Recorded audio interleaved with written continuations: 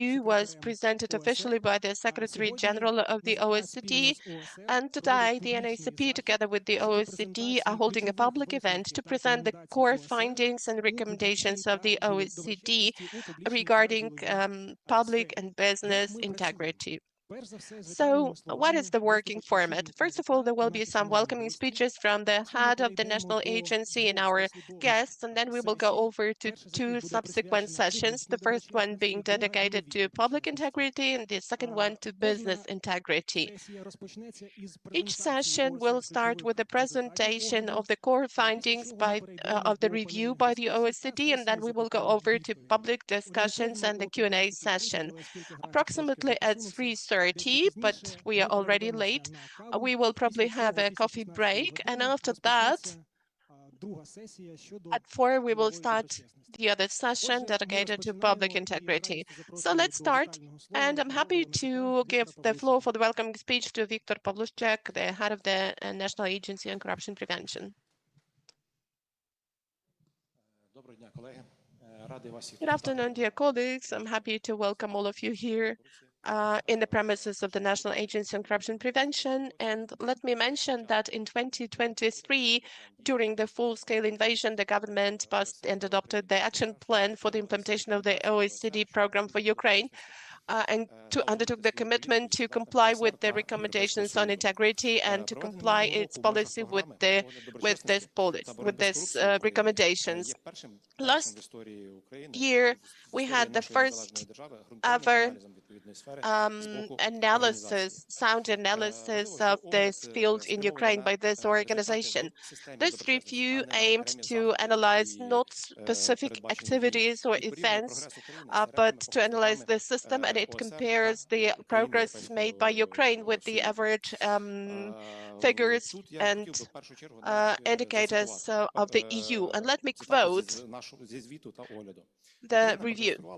Ukraine has shown to the world that Ukraine can protect itself from the full-scale aggression and at the same time improve its protection against corruption following the global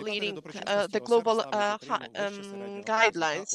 The results of the review show that Ukraine is above average in some fields like conflict management, political funding, and corruption risk management. This quote shows the efficiency of our policy towards integrity development. And if we speak about the review, so we analyze the anti-corruption strategy, the integrity standards, transparency and integrity in decision-making, in the judiciary, internal control and risk management, as well as protection of whistleblowers. The review also aims to improve the Ukrainian system of anti-corruption compliance in business, and that issue will be covered during the second part of our meeting. And the OECD recommendations and results are important for Ukraine, even in the context of the negotiations process for accession to the EU, because the recommendations and the results given by the OECD are the core ones that need to be taken by our EU partners in the preparation and holding of the negotiations procedure for the accession of Ukraine to the EU. I will not take too much of your time because we are all looking forward to the presentation from our partners, but let me mention that I need to express my gratitude to the OECD team and to the NACP team, as well as the representatives of the government and other partners who helped Ukraine to prepare this review and to provide all the relevant information. Otherwise, this wouldn't have happened. That's why I'm grateful to OECD, Janusz, Elena, Julia, Irakli, and the representatives of the NCP and the government and other agencies for the work done. And I will give the floor to my colleagues, but I can tell that I've got only positive emotions about the review, which was presented yesterday at high level. And this is an important opportunity for our country and specifically for the NACP for conveying the information that we have about the progress made by Ukraine. Thank you. Thank you, Viktor. Let me give the floor to the State Secretary of the Cabinet of Ministers of Ukraine, Alexander Yarema.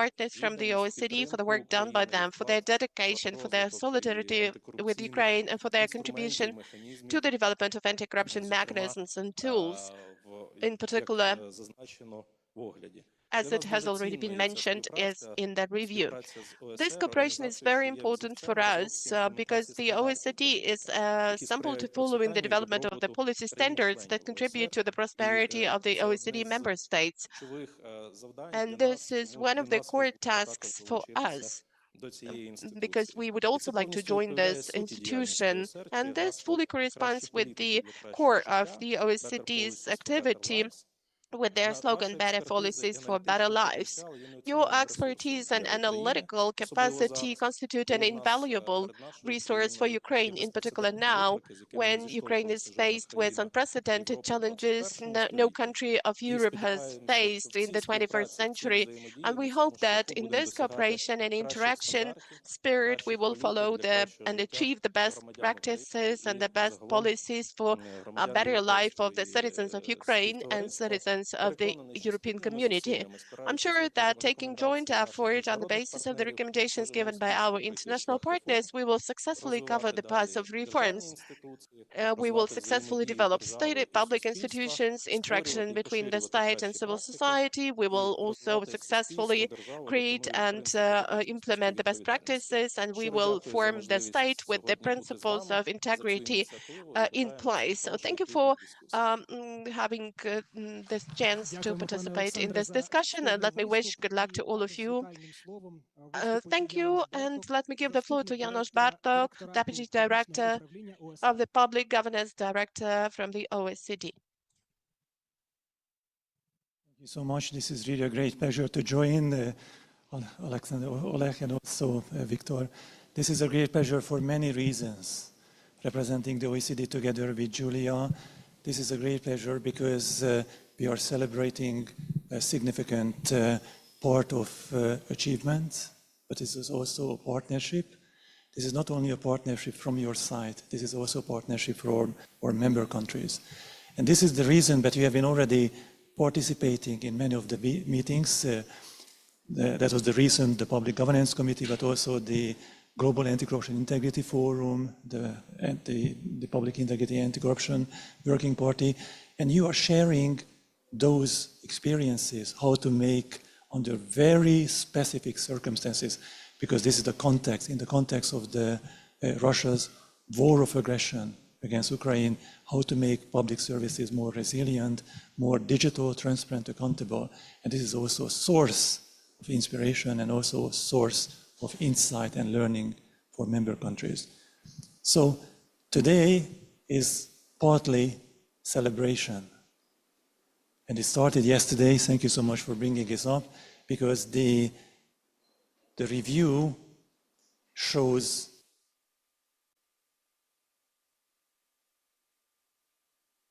have achieved in the past years. This documents how you moved with the institutional, procedural, of course, the legislative frameworks, and many of the practices. And the colleagues, they will highlight how you fit into the global trend, how your achievements compare to OECD practices. And you could be very proud, because as you mentioned, and as yesterday it was discussed, in many areas, your legislative or institutional frameworks are very strong. Your practices are above the OECD average. So congratulations, this is a significant achievement. Yesterday, there was also a discussion about how to move ahead. And this was very encouraging. I'm talking about really the highest level, to see the continued commitment, but also there was a discussion about the directions, how to move ahead. And there was really everyone, there was a sole voice, how to move ahead in order to consolidate, but also cover some other areas. Consolidate, for example, that was the Prime Minister, Denis Shmyhal, highlighting how to use the digitalization, this digital transformation, to make it more transparent, but also simplification.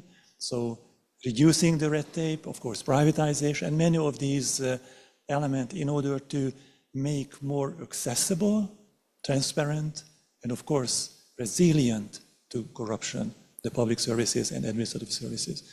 There was also commitment to move to the monitoring, the evaluation, and there was a high interest to learn about OECD methodologies, how to calculate the benefit, economic, social, also political benefits like confidence of investors, private sector, the stakeholders, citizens, users of public services. So in this perspective, we are very confident that this is a snapshot which is a dynamic. This is going to continue. And the OECD, together again with Julia and the other parts of the OECD House, we are on your side. We are at your disposal, including our office here, to help and mobilize experience, help to mobilize insights, to help your learning, help your efforts. And thank you so much again, because the OECD, again, benefiting with this partnership. And of course, we are also, together with the member countries, ready to continue our collaboration. Thank you so much. Дякуємо, пане Берток. Thank you, Mr. Bartok. And let me give the floor for the welcoming speech to Julia Fromholz, the head of the Anti-Corruption Department from the Finance Directorate of OECD. Julia, you're very much welcome. Thank you very much. It is an honor to be here, and I want to thank very much Victor and all of NACP for hosting us and for your extensive cooperation in this report. I also want to say, thank State Secretary Yarma for your introduction. The NACP has been instrumental in supporting the implementation of this review, and NACP is, of course, a longstanding partner in the Anti-Corruption Division's broader work, especially in the Anti-Corruption Network of Eastern Europe and Central Asia's Istanbul Action Plan monitoring system. And as we have just finished, or we are just getting to the point of finishing the review that will be launched in July of this year. So thank you for all of your support. I also want to echo Janos and thank the coordinated OECD team, and also to thank Erikle Roshadze and Tanya Kavanska, who is back in Paris, and the rest of the OECD team that has put so much time into working on this report. It is an honor to be here for this conference on this report, and I will be moderating the session on the business integrity portion of the report. This portion of the report assesses Ukraine against the 2021 recommendation, which supplements the OECD's anti-bribery convention. The review is therefore important in the context of Ukraine's application for accession to the Working Group on Bribery, or accession to the Anti-Bribery Convention and membership in the OECD Working Group on Bribery. I will keep this very short since I'm responsible for the late start, for which I apologize. I also echo Janos in saying that the OECD remains very committed to working with Ukraine in its effort to achieve full compliance with the OECD standards. Many of the pieces are in place for compliance with the business integrity standards, and we look forward to continuing to work with Ukraine to achieve full compliance and to implement the legal standards. And we look forward also to continuing to work with you on a broad range of work, including knowledge sharing and capacity building, to make this, the business integrity standards a reality here. So thank you very much. Дякуємо вам, пані Жулія, і ми Thank you, переходимо Julia. And we are going over to the presentation of the core findings and recommendations of the OECD. And this part will be presented by Elena Kontsevich-Udo, the head of country projects, anti-corruption and integrity in the government division of the OECD Public Governance Directorate. Elena, you're very much welcome. Good afternoon. I'm happy to be here. But it's very, very good to be back to Ukraine.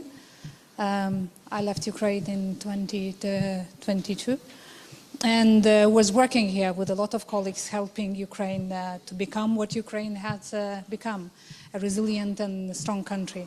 It's very, very nice to see some of the familiar faces there, and it's actually very rewarding to see your interest in the subject.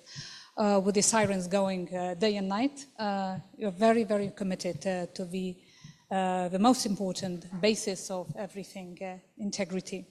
So today I'll walk you through the integrity review, the key findings of it.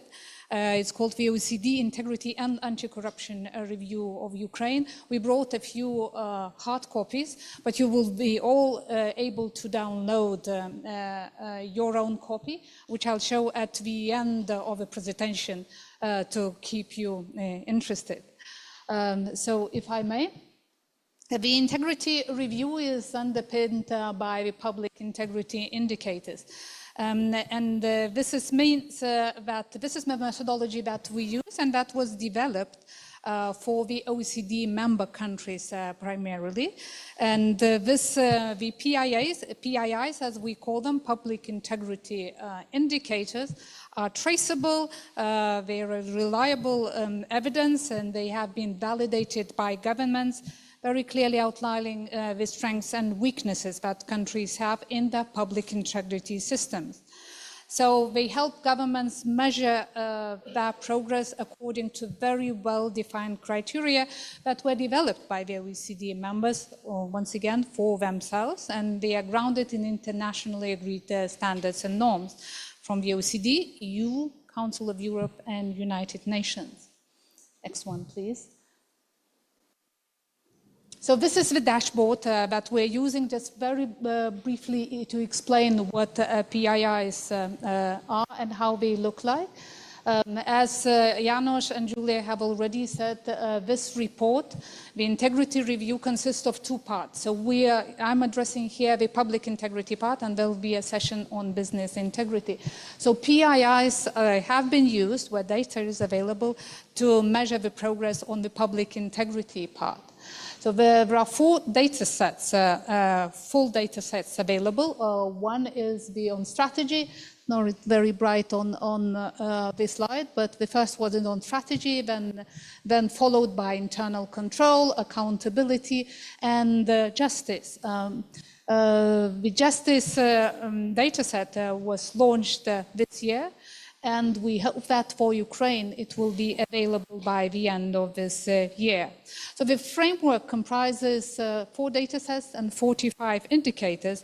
The majority of them are criteria-based and the others are numerical.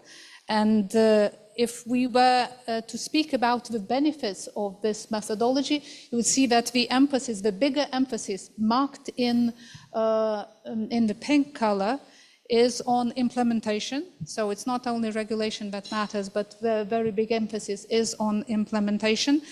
And when thinking about corruption, because of its latent character, if it could be likened to a dark room with various layers of darkness perceived, interpreted, and then narrated differently, the integrity indicators are navigational aids, helping countries see their strengths and deficiencies, and they serve as the defense system in terms of how a country is prepared to defend itself in terms of working against anti-corruption. Thank you. So Ukraine is the first non-member state, as has already been mentioned by colleagues, of the OECD to have completed the first 3 data sets. And it has showed not only good navigational skills, but also impressive results. So we see in the dark blue, there's a regulation bar, light blue is practice, and the bubble is the OECD average. So in very many areas, we see that it is performing very well, sometimes even reaching their 100%, for example, in terms of declaration of conflict of interest or political finance. But it is important to note that no country is immune to breaches of integrity standards, and risks are very, very different. So this was developed as a methodology for member countries, and in principle, this 100% is never the ceiling of what could be achieved. So once again, the report consists of two parts, and when we look on the public integrity part of it, the quality of the strategic framework, the way it was measured, so that the regulation is quite strong of the strategy 2021-2025. We even accustomed the colors to Ukrainian flag. So regulation is blue, and here yellow is the implementation. The cycles that are not filled means that some criteria were not fulfilled. This is where progress could be made. So the strategy is comprehensive, it's based on risk, it sets target values, it has a reference to international instruments, and it has been subject to a very inclusive process. So engagement was very high. So what could be further improved, and here we see in percentages, that is the implementation rate of activities. It's percentages in red. I hope you can read the screen well. And we also believe that the evaluation process of what has been done should be monitored more proactively and seen what lessons could be learned from that. So now going to the integrity review, which went deeper into the situation on the ground. There were several missions conducted, many people interviewed, for which we are extremely grateful for them spending their time with us. So the integrity review used the data from PIIs and also looked at the separate areas on the legal and regulatory framework, which we found that there is a very strong compliance system here, but it should go beyond compliance and be based more on building value culture. And also to improve the it's important to improve and enhance the sustainability of a very well-developed institutional setup of specialized anti-corruption bodies. It's also important to have and improve accountability of regular law enforcement, make a merit-based selection procedure, and integrate external oversight bodies. On the strategy, what could be improved, and I know, Victor, now you're working now on a new one for 2025, 26, until for the next cycle until the year 30. So we believe it is important that's not only the NACP which drives the entire process, and it's in very good hands, but to have a bigger stakeholder engagement. Therefore, we prompt you to have a more institutional, inter-institutional working approach, so that everybody drives this process on a sector basis as well.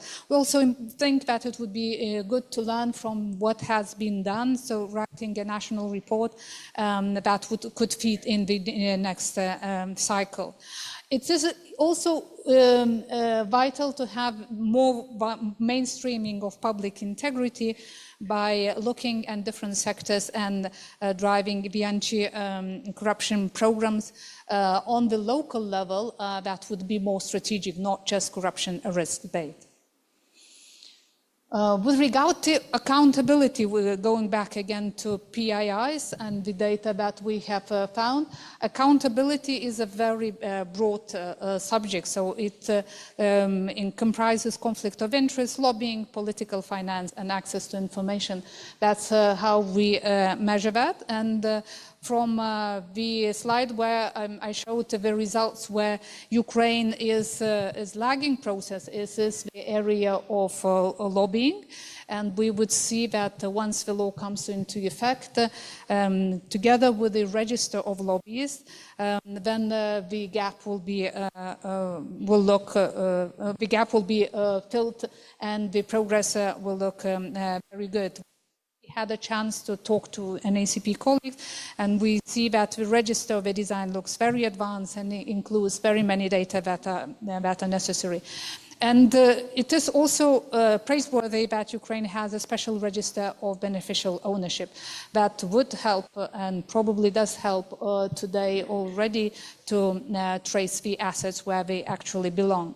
On conflict of interest, as I shown before, the regulation is very high, but more needs to be done on practice.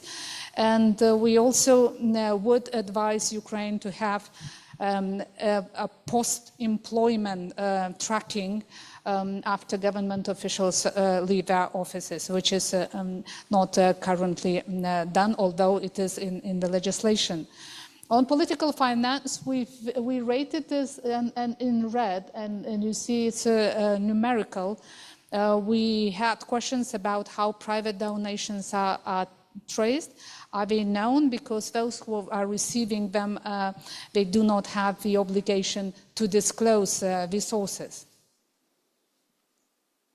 So going into the integrity review, which looked into those 4 pillars I've mentioned in a deeper mode, we believe that the implementation of the law on lobbying is very important, and it should also ensure rules for expert support provided during decision making so that it's made well known.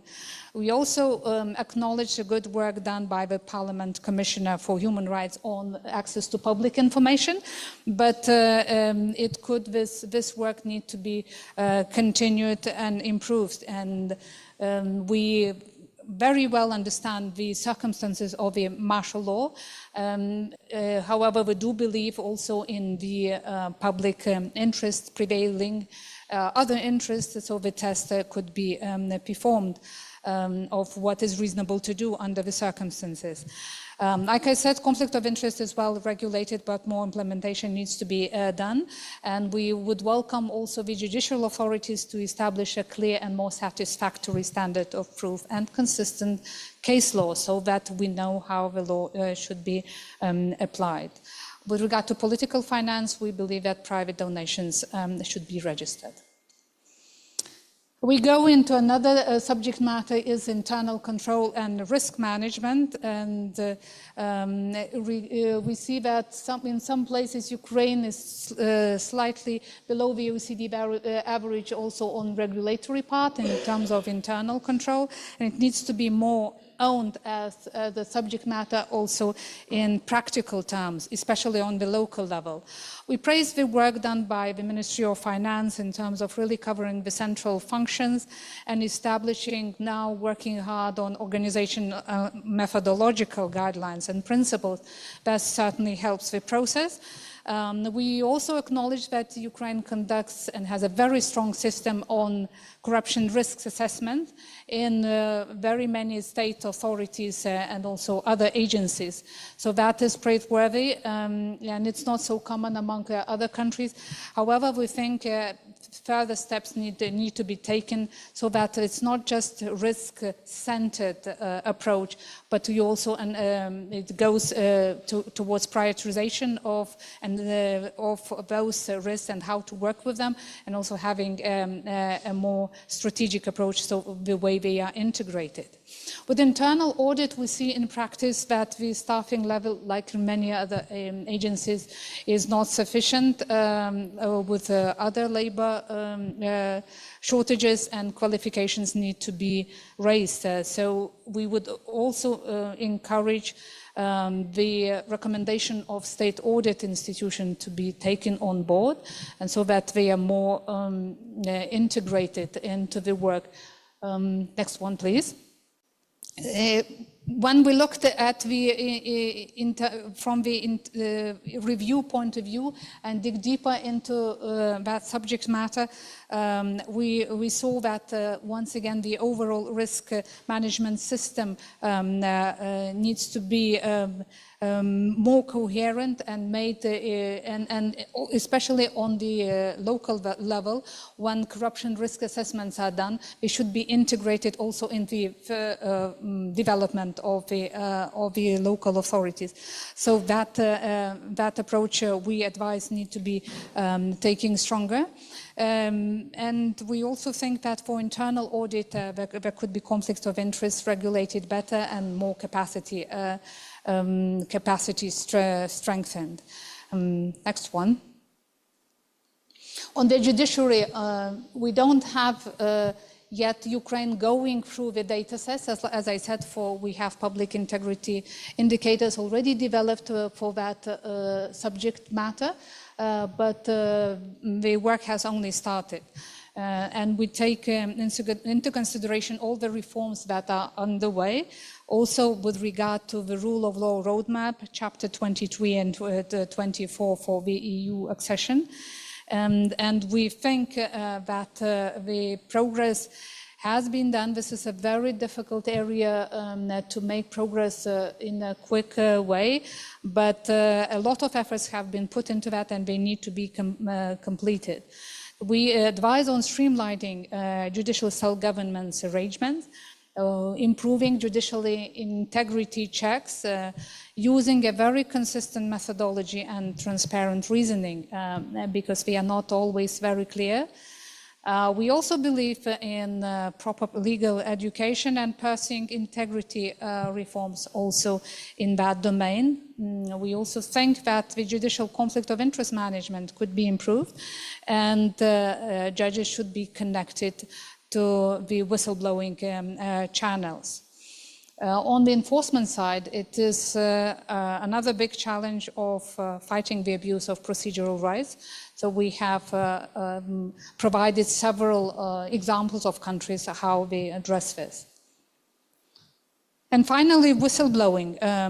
Whistleblowing system, for me, it's always a proof of how committed the country is in protecting those single heroes. Those who go against the system and sometimes are the last voice or the only voice that uncovers the problem. So NACP has shown impressive results in this domain. We had a single whistleblowing portal, Victor, if I am correct, which was launched in 2023, and today almost 9,000 organizations are connected to it. And 100 people have been granted this status and also received rewards for their report, 2 of them. So we think this is an impressive result, but one should be confident but not complacent and go forward. We recommend to extend the material and personal scope of the whistleblowing legislation. Ensure also that those who report in good faith provide and receive adequate protection. We encourage also to reinforce the legal protections for whistleblowing. We also understand that under martial law and under war, there is a lot of sensitive information that needs to be protected, but at the same time, it's important to fight integrity violations. So that needs to be cleared through application of the public interest test. On implementation, we believe that the capacity of authorized units that operate in a variety of authorities should be improved. And we also would encourage to improve the functionality of the whistleblowing portal as you go further.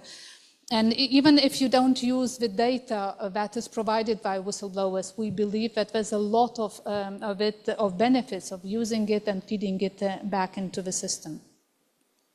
So here is the review itself. There's also a link to it. Hope it works. If anything, please let us know, and we will send you the link to it.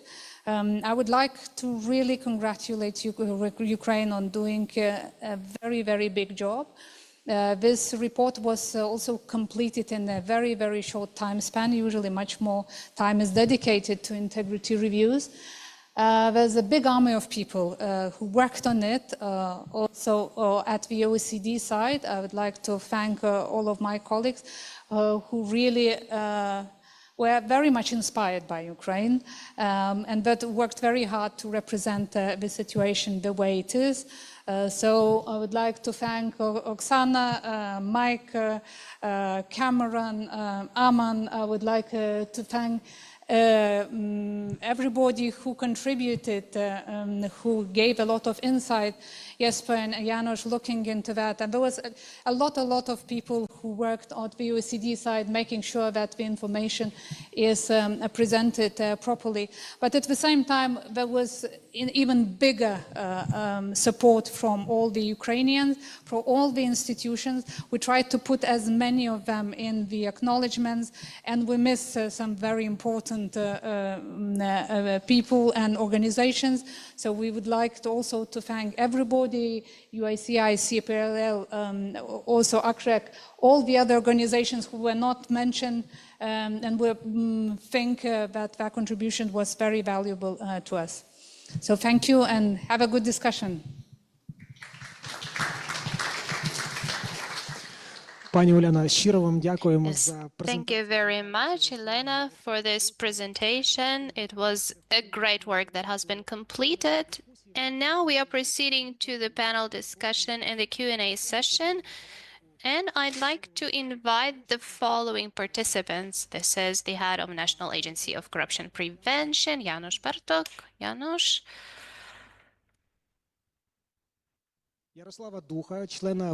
Then we have Yaroslav Duch, who is the member of the High Qualification Commission of Judges, Yulia Marushkevich, Director of the General Department for Human Resources Management in the Civil Service and Local Self-Government of the National Agency of Ukraine for Civil Service, Anna Kravchenkova, Acting Head of Harmonization of Internal Financial Audit of the Department of Harmonization of Internal Audit of the Ministry of Finances of Ukraine, and Marina Baranina, Head of Internal Audit at NACP.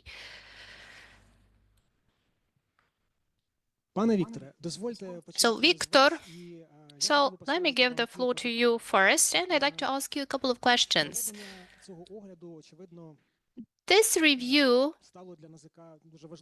was obviously an important stage in the development of NACP in our alignment with the EU standards, the OECD standards, and NACP has become one of the key stakeholders of the review that we are talking about today. In view of the findings of the review, what are some of the areas that require immediate response of NACP as far as reinforcement of public integrity is concerned?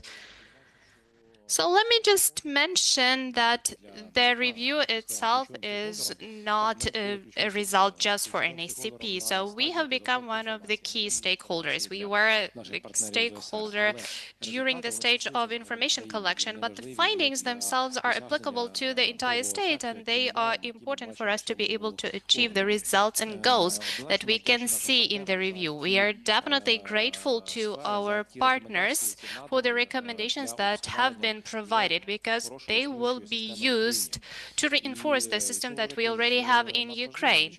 And if we are talking about the essential things, so we can see on those areas that were highlighted with the red color, in particular with public integrity indicators. So what are the facts going to be, and what are the things that will be considered first? Well, primarily the integrity review and the findings of PIIs will definitely be used by us, not just when developing the anti-corruption strategy, as has been mentioned by partners already, but it will also become an important part of the negotiations process in anti-corruption mainstreaming, because these indicators, as mentioned in the review by our partners already, they will be considered not just when developing the system of anti-corruption bodies in Ukraine. So we have been working on this over the past 10 years, but also it will be applied to some sectoral reforms that will be conducted in various areas. And anti-corruption mainstreaming is actually the overarching presence of anti-corruption bloc and the presence of an ACP that is responsible for this bloc within all parts of negotiations that we will have with the EU. There are things that we should consider while participating in the negotiations process. And the other thing that should be mentioned, and I'm always highlighting this, and probably this is the sphere of our interest at NACP primarily. I have mentioned this already. For over the past 10 years, we have been doing reforms in anti-corruption sphere. And what is important for these authorities and bodies is their independence. It's not just to create a system. It is about a system that is supposed to be sustainable, independent, and it should have institutional capacity. It's not just about NACP, it's about the Special Anti-Corruption Prosecutor's Office and other authorities that are supposed to show some results for the public. Another important stage is the use of information while forming the new anti-corruption strategy and the state anti-corruption program, as has been mentioned by Elena. And an important aspect of this is ensuring sustainability and continuity of reforms that are being implemented in anti-corruption area. So this is the use of the experience that we will borrow from the previous anti-corruption strategy in the new strategy developed. And we should put a stress on achieving key results according to this anti-corruption strategy. Of course, the findings published in the review are an important factor to us. They show that the previous strategy and program were delayed in their approval, and thus we have a limited time for implementation of some of the activities. Thus, we are currently focused on drafting a new strategy and will try to do our best so that in between the years 2026 and 2030, we will be able to implement all of the activities of the new strategy and the previous strategy that have not been implemented. Also, we need to involve all interested authorities in the process, all relevant authorities. So we will be using operative data, best OECD practices. We will be relying on previous experience. We will have a number of meetings, and I will be asking the representatives of the government to help us with organizing such meetings. Because right now, we are planning to use this experience. We have almost 120 authorities involved in implementation of the existing anti-corruption strategy. So we already have a good monitoring system in place, which helps us track implementation of anti-corruption measures. And this is a unique system that no one else is having in other countries. With regards to those red areas, what's important for us is the implementation of future steps with regards to the registry of control of public finances, and also we need to develop a registry of transparency, and it has been affected by the funding that we no longer receive from our American partners, but hopefully in the future we will be able to relaunch this project and we will be able to launch the registry on the 1st of September. So we will have a high indicator within this block already. So you have already answered my next question about a more wide involvement of other authorities and civil society while answering this question about the future anti-corruption strategy and program. So let me ask you another question. So what are some of the areas where you'd like to see more support from OECD and some other authorities probably and organizations? Where would you deem it the most necessary? So I mentioned this during my welcoming address. I think that if we put it in simple words, so we already have some achievements, we've already received a lot of support, but we need to be able to convey information to our partners, to our people and to citizens in foreign countries about the actual state of affairs in the anti-corruption sphere, as well as the state of integrity. So here we are talking not just about audits, public finances and other things. We need to be able to show other countries that Ukraine has this great desire for change, and we are already changing. We're implementing changes amid a full-scale invasion, and this is the element that in the future we'll probably be expecting the support of our partners in this very area to be able to convey those messages to people abroad.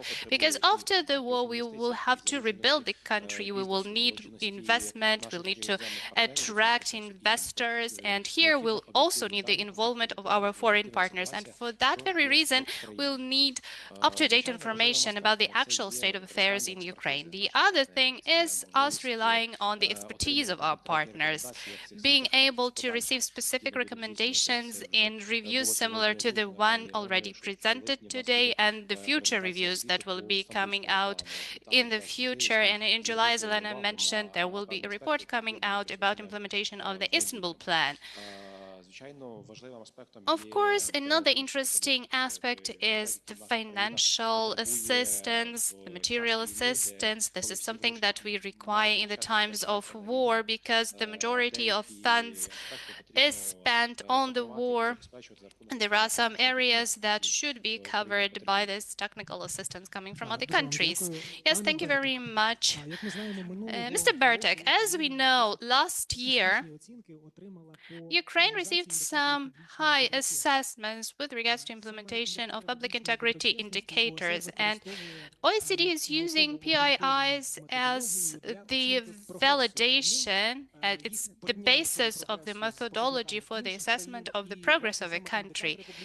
And the PIIs are also used while conducting reviews and have been used in this review. So what is the advantage of this methodology? How many countries go through assessment using PIIs? And what is the place of Ukraine amongst those countries that you have assessed? Thank you so much. And if I have to summarize in one sentence, what is the difference? This is different because these indicators, this was developed by governments for governments. The OECD is working with 38 member countries. These are governments. And we reviewed what type of information governments are actually, they need in order to track progress. And the public integrity indicators is a reflection what countries are missing and what they are looking for. You could find various types of indicators. Probably the most known, these are the perception-based indicator, the CPI. This is the Transparency International Corruption Perception Index, which is actually very useful. And yesterday in the debate, it was highlighted. This is very useful and used for raising awareness. In Ukraine, you could see the CPI, the perception-based indexes, very high because this is what is the subjective feeling of citizens. The public integrity indicators, actually, it's based on facts. This is verifiable, whether like a certain institution, procedure, support capacity, implementation is existing or not. And after, of course, what is the quality and very specific measurable. So this was developed by countries.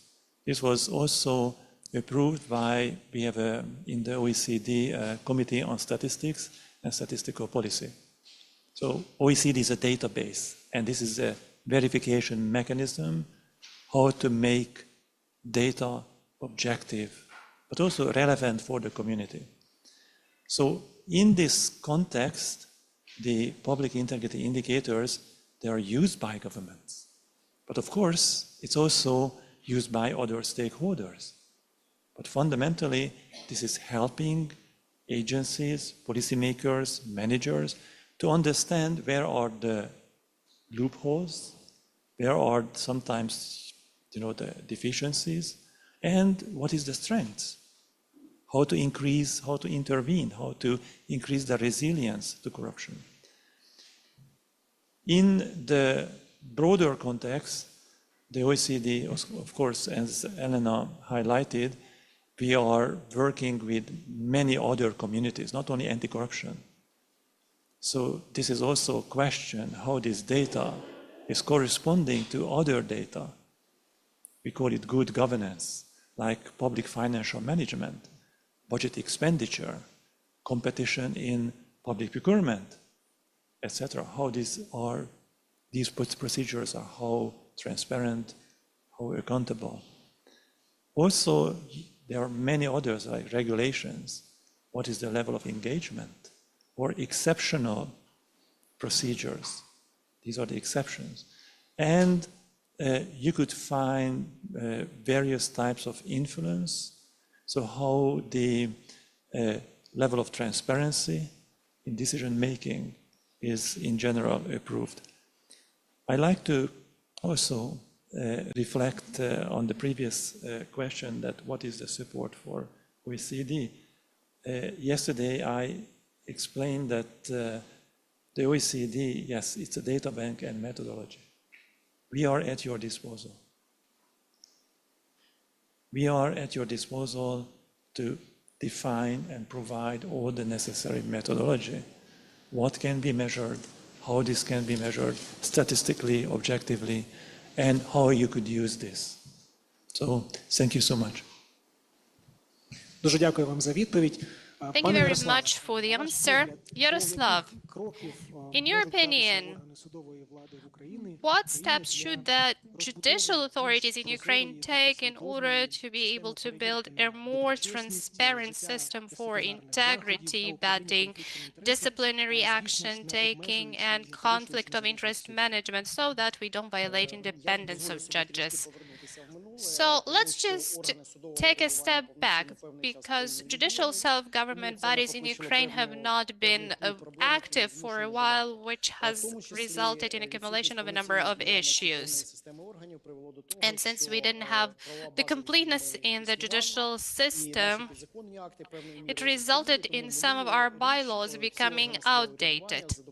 Thus, all the judicial self-government bodies, with the involvement of the civil society and the Council of Judges, worked within task forces, and we have developed a new code of ethics for judges. And as far as I know, a commentary is being prepared. We have also developed integrity and professional ethics assessment indicators. So they help us assess the integrity of judges in a more transparent way. And the High Qualification Commission of Judges, not that long ago, after a public discussion with the participation of the High Council of Justice and the Council of Judges, approved the document on qualification assessment, which includes the components that are being assessed when we are interviewing judges, and there is a system for accumulation or deduction of points based on specific criteria. So I think that the regulatory framework is sufficient enough so that the judicial candidates or judges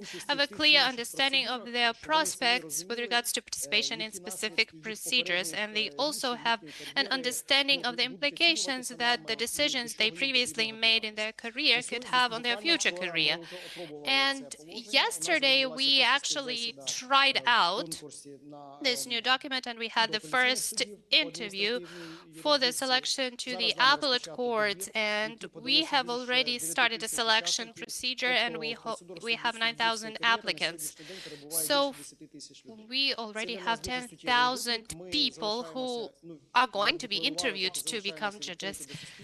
So we are open to the society. We try to use information available to various relevant authorities involved in the procedures of checking financial integrity. We work with the tax authorities, with other anti-corruption bodies. We also work with conscription offices, because these are all the components that we consider when assessing personal qualities of a person. Because the main slogan of our authority is that while assessing a candidate, we ask each other, do we want this person to become a judge when we are to go to court and there is a dispute? Do we want for this person to administer justice in the name of Ukraine. So what is planned for the future? So this is something that has to do with what Victor has mentioned about us becoming part of the EU. So we have undertaken the responsibility to fill the vacancies in the judicial authorities. Some courts lack judges. As far as I remember, there are some 40 courts like that in Ukraine. Also, there is a discrepancy between the workload of different judges, and sometimes the difference may reach up to 10 times.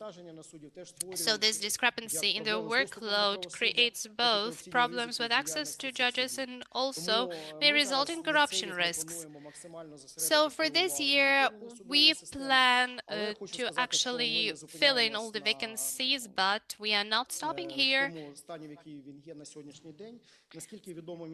As far as I know, the Ministry of Justice has now developed a draft law on amending the law on the judiciary and the status of judges, in part that has to do with submitting the declaration of integrity and family ties. And in view of these amendments, probably it will become more significant, and this will become an additional mechanism for controlling integrity of active judges. Thank you very much, Yaroslav. As far as I remember, the next indicator that OECD will be assessing for Ukraine is the judiciary. Yes, Yulia, I have a question for you. We all know that the national agency has close cooperation with OECD in terms of promotion of integrity in the public sector. And here we have your involvement in a number of webinars, and as far as I know, some 3,000 civil servants have participated in those webinars. No, this is not the correct number. So I have checked the views, so we have more than 21,000 views on YouTube for 7 webinars. Yes, these are some wonderful numbers, and you have just confirmed the assumption that I have made that you are working closely with OECD. So in the review that we are discussing today, it's mentioned that we need to integrate the integrity standards into the entire career of a civil servant. So here we are talking about some ethical leadership, incentives for ethical behavior, assessment of performance indicators that consider the principles of integrity. So in view of the recommendations put forward, what are you planning to do and what are you already doing? Thank you for the question, but let's go back to the webinars. Just a very quick remark. I'm very grateful to our colleagues from OECD and the colleagues from NACP, because when the review was just at the initial stage and we started this close cooperation and communication, the questions themselves stimulated us to have a critical look at ourselves and think about what we could do then and there without waiting for the review. And that's when we came up with the idea to have those webinars to talk to people about the OECD recommendations. And I would like to express my gratitude to our colleagues from OECD, and I'm very grateful to NACP colleagues who attended those webinars, and I'm grateful to representatives from different countries and OECD experts who stayed for an hour and a half with us, sharing the best experiences and best practices, because it was really valuable for us. And what we were surprised by was that people actually showed up. It wasn't obligatory, so you just received an invitation and it was up to you to attend. I think that such a great level of involvement and engagement is quite telling. And while answering your question, I will try and take 2 routes. The first route is about procedures, and the second route is about values, something that Elena has highlighted, because in the review, we definitely see the procedures that we have in place. So we have different selection procedures, we have different regulatory frameworks, so we can see things that can be improved so that we can comply with democratic principles. And I clearly understand that assessment of the results of public activities may be a sensitive issue. because this is something that may be involved in a person losing their position. And in the civil service, we are already saying that compliance with ethical rules is one of the key components that will be considered in the final assessment. And to a great degree, when we are talking about a procedure, yes, we do have the procedures in writing, but we also need to talk about the values that we follow while using this or that tool. And this comes back to the question of culture, organizational culture. And there's been a study on organizational structure conducted by the Ministry NACP colleagues from BJA and Stanford. When we took the list of values, we definitely had to consider the question of integrity. And integrity and values have been in the top of that list. So all the competitions that civil servants go through, as well as authorities of local self-government as well. So for them, integrity and values go hand in hand. And if we were to compare these indicators with the indicators of 2021, we can see that we have at least 10% more of those who select integrity as a value that is important for them. When we are talking about organizational structure and we take a step back from the other aspects, organizational culture is like an air at any body or authority. And here we cannot put forward a set list of rules because every authority is unique. Yes, there is a specific framework that you have to work within. And at NACP and at our agency, we understand who our key stakeholders are. So when we are talking about ethical leadership, we also talk about HR people. So these are those who work about HR management. They talk about the organization of work. And what is important for us is reinforcement of communication with HRs, because the issues of integrity and its reflection in procedures and behaviors, in rules and traditions that any authority has should be part of the HR strategy. By default, it should be part of any survey. It may not be the part that we are mentioning so often, but it should be one of the founding principles when trying to answer a question of what should be done and where we are going. And what we are doing this year, and here I'd like to thank the OECD colleagues for the recommendations. We have decided that we are at this stage where we need to have obligatory training on ethical rules of behavior of civil servants. Yes, we do have the general rules of ethical behavior, but there should be rules of ethical behavior for civil servants.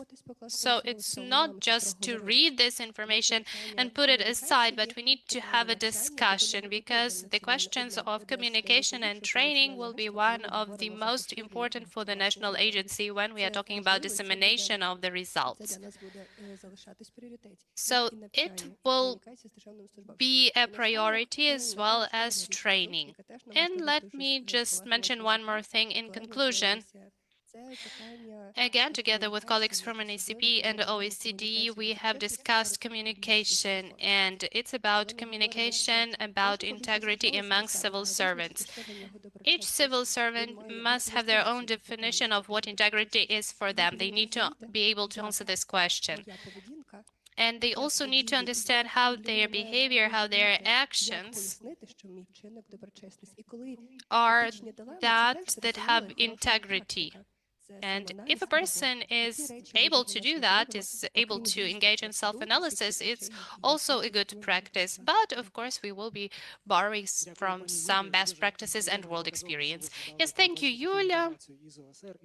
Thank you for mentioning this integration with OECD and NACP, which means that networking is in place. So in the review, it's emphasized that we need to invest in the professional development set of professionals working with internal audit and internal control. At the same time, in view of the difficult circumstances in Ukraine, limited funds, again, because of the war, in your opinion, how is the Ministry of Finance able to promote the development of internal audit systems so that we could scale up these practices to the entire cabinet of ministers and apply them on the local level? And how can the other stakeholders help? Yes, thank you for this question. Well, first of all, let me just quickly tell you about our main mandate of our Central Division of Harmonization. And actually, what we are doing, we are conducting professional support for internal auditors as well as civil servants involved in internal audits. So internal control and internal audit is that area that the Central Division of Harmonization in Ukraine is taking care of. So this support consists of two aspects. The first one is methodological and regulatory support, which lays the foundation for correct enhancement of these functions. And the second component is support in training so that internal auditors could have professional growth to be able to perform their professional duties in the right way. So here we are talking about those best practices that we have in Europe that Ukraine is now borrowing practices with regards to internal audit and internal control. We have some projects that support Ukraine, and with the help of experts, we are able to borrow from the best experiences. And for a number of years, we have been teaching our internal auditors to become more professional. We have different internal programs. There are many programs offering support. There is also a certification program that has been recently launched in Ukraine, a certification program for internal auditors. It's not just that certificate that's so valuable, but actually the training itself. And these programs have to do not just with the central level, they can also be applicable to the local level and local self-government bodies. And the entire methodological support again applies both to central and local levels. But we, as the government, cannot interfere in the organization of the activities of these departments and divisions, but at the same time, all the resources that we have at our harmonization division are used to support the divisions on the local level as well. And thanks to the review in the sphere of internal control and internal audit, we are amending the regulatory framework, the methodological frameworks as well that apply to internal control and internal audit.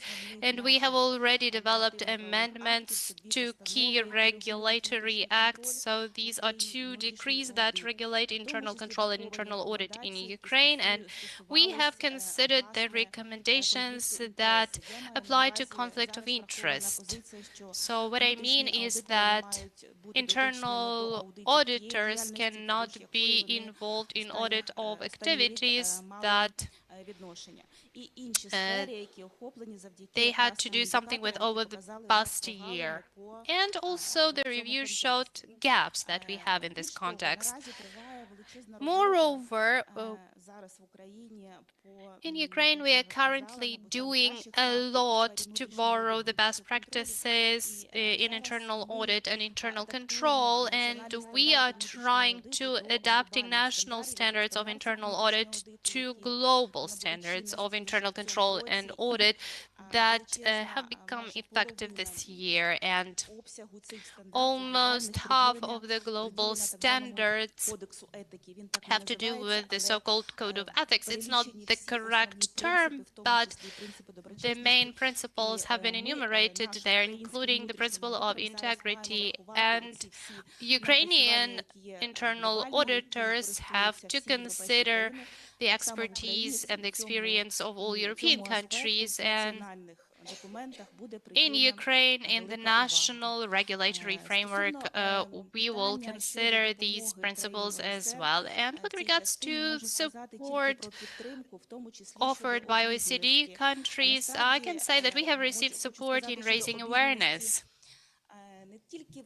It's not just raising awareness with regards to corruption risks and anti-corruption activities, but also assessment of the quality of internal audit and internal control, so that the top management does understand what this function is, what is the added value of this function. But of course, only for those cases when it works in the way it should, when it is supported by sufficient resources. Here I'm talking about enough staff members, technical support, material support, financial support, and ensuring that these departments and divisions in Ukraine enjoy proper status. And we are having an issue right now because actually lower levels of indicators in this part is caused by the fact that we are understaffed. So support in training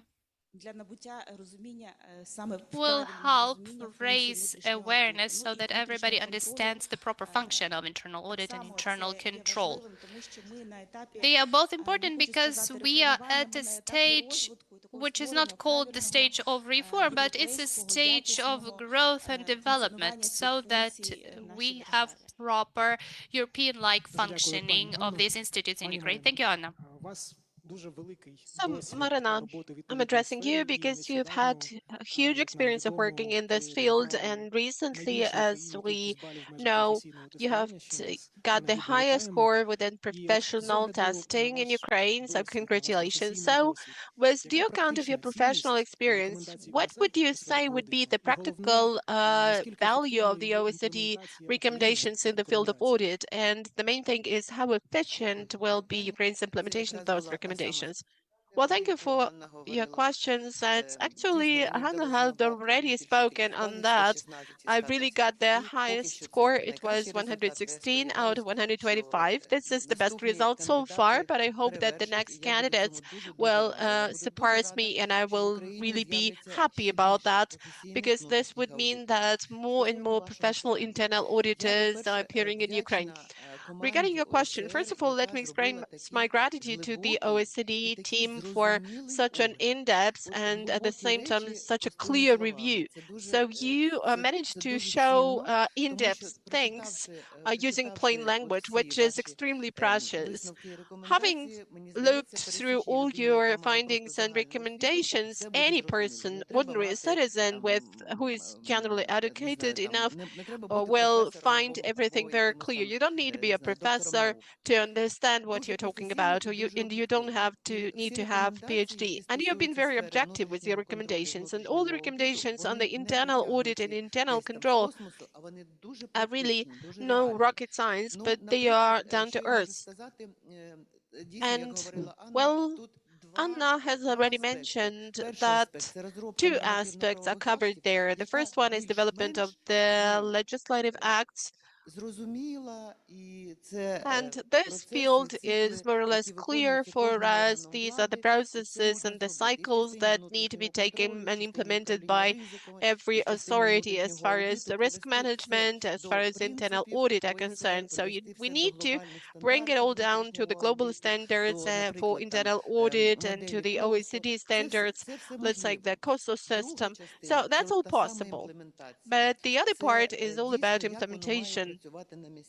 It's about the way it is supposed to function locally. And I really like one recommendation saying that the Ministry of Finance and the NACP should jointly develop the methodology for risks management in general, both in this internal control aspect and as far as corruption risks are concerned, because that is just a minor part of the larger whole. And combination of those methodologies and practices would be our task number one.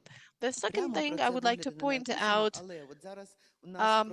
is something that is not directly mentioned in the review, but now we're introducing the new tool, which is the audit committees, and this is a really very good tool. Following the amendments made this year to the tax code that have been enacted recently, it was only on the 5th of March. So according to those amendments, all the budget holders are now creating audit committees. The value of an audit committee is all about the fact that independent members having all the professional competences, experience, and good reputation can give their recommendations for every state institution on the improvement of the internal control management and risk management processes. And this cross-functional interaction, when the representatives of one body are members of the audit committee of the other body, and when the audit committees engage the professional community, let's say the representatives of the Institute of Internal Auditors or the representatives of other public audit organizations or scientific community or practitioners that have already retired but have this huge experience of working in the field. So this all gives a synergy effect. And in several years, that synergy will provide us with a great progress in the development of the internal control and internal audit systems. And without taking too much of your time, I would also say the following. Internal control and internal audit is one of the pillars of good governance. And global standards that were enacted in January this year have generally reformatted the worldview of internal auditors because it all starts from the beginning. Internal auditors need to serve the society. That is not just a profession, the representatives of which have to calculate debit and credit or check the validity and the correctness of some transactions. The commitment of the internal auditor is to add some value to internal control and risk management. And I'm really grateful to the experts that compiled this review for raising those issues, which are not technical issues, but the ones related to value, to added value. And these are the things that will bring us some benefits in the long run. Thank you, Marina. Colleagues, so we're now going over to the Q&A session. And suppose any of those present here has a question for the speakers, feel free to ask them.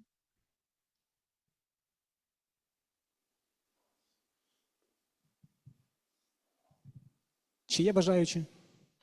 So any volunteers? Наші спікери, очевидно, були максимально Maybe our speakers have been so comprehensive and clear in their statements that there are no questions. So if there are no questions, let us express our gratitude to our speakers for their great statements.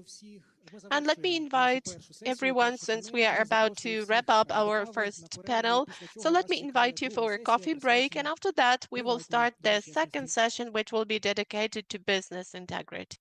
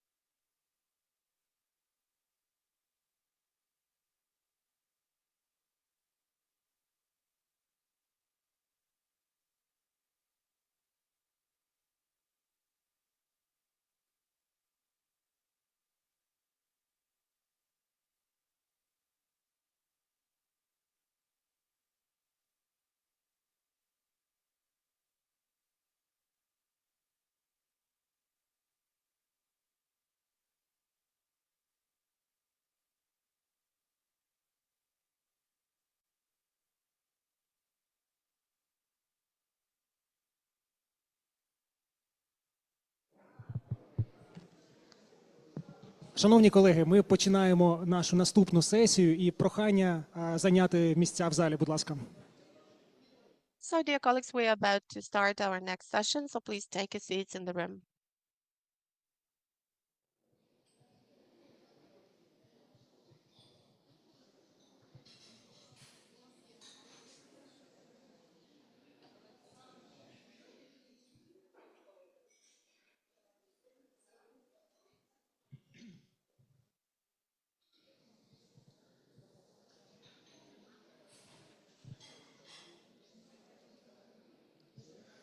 Шановні колеги, запрошуємо, будь ласка, в зал. So, dear colleagues, let me invite you to the room. Please take your seats because we are about to start.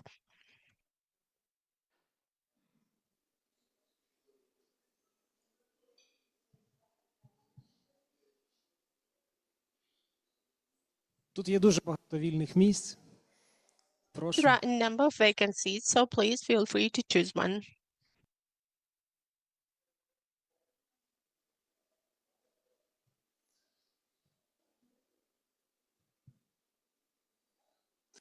Отже, пані та панове, ми починаємо нашу другу сесію сьогоднішнього So, dear заходу. ladies and gentlemen, we start our second session of the event dedicated to private integrity in the private field, based on the review of the OECD, and the facilitator for this session will be the head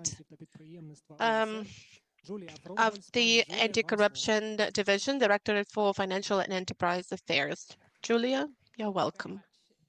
And thank you all for remaining here for the second half of the program. I hope that everyone is now well caffeinated after what I know was a difficult night. So thank you for being here for this. As I mentioned in my brief opening, the business integrity part of the Integrity and Anti-Corruption Review of Ukraine is based mainly on the 2021 anti-bribery recommendation, which supplements and reinforces the OECD Anti-Bribery Convention. The convention is the only international legal instrument dedicated to what we call the supply side of bribery. Ukraine recently formally submitted its request for accession to the Anti-Bribery Convention. It has been a participant in the Working Group on Bribery for 2 years and used those 2 years since 2023 very, very effectively. This review on business integrity is part of the Anti-Corruption Division's work to help Ukraine move towards compliance with the convention. Given the focus of the convention and the 2021 recommendation on the supply side of bribery, these instruments set out the government measures that are necessary to detect and prevent corrupt behavior in companies. These measures include establishing an effective regime of liability of legal persons for corruption, ensuring that appropriate accounting and external audit standards are in place for effective detection of bribery, encouraging companies to cooperate with law enforcement institutions through instruments such as non-trial resolutions and a due diligence defense, creating incentives for companies to develop effective internal anti-corruption controls, for example, by making their access to public advantages conditional on the existence of such controls, and assisting companies in the development of internal anti-corruption standards and controls. The 2021 anti-bribery recommendation also covers measures to combat bribery on the demand side. These measures establish appropriate policies and rules on the acceptance of bribes and other undue benefits, as well as through the creation of effective channels for reporting suspected corruption and protection of reporting persons, or also known as whistleblowers. These measures cannot be effective unless they're part of a broader coordinated effort by public authorities to combat corruption. It's therefore important to incorporate business integrity into the country's general anti-corruption policies and strategies, and to ensure that those policies and strategies are informed by inputs from the private sector and an assessment of corruption risks in the private sector. Development of government policy on business integrity is one of the main themes covered by the regional business integrity studies, which the Anti-Corruption Division's Anti-Corruption Network for Eastern Europe and Central Asia has conducted on a regular basis. And Ukraine has been part of the ACN for a number of years. Parts of this review are based on the relevant recommendations from the most recent business integrity study, which was published in 2022. I would like now to give the floor to my colleague, Erikle Urshadze, who led the development of this report and who's an anti-corruption analyst at ACD, to present the key findings and recommendations of the business integrity part of the review. Thank you, Julia.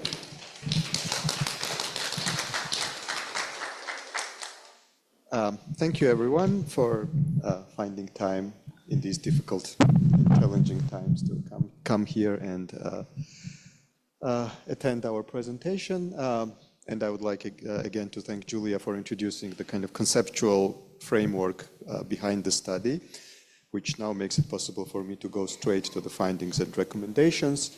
So there are four main themes, four main areas that we try to cover and covered in this review. And three of these, starting from the second bullet here, the three are based on the 2021 recommendation, which supplements and reinforces the OECD Anti-Bribery Convention. But we also wanted to cover something, a very important theme that is actually not part of the 2021 recommendation, which is the policy development.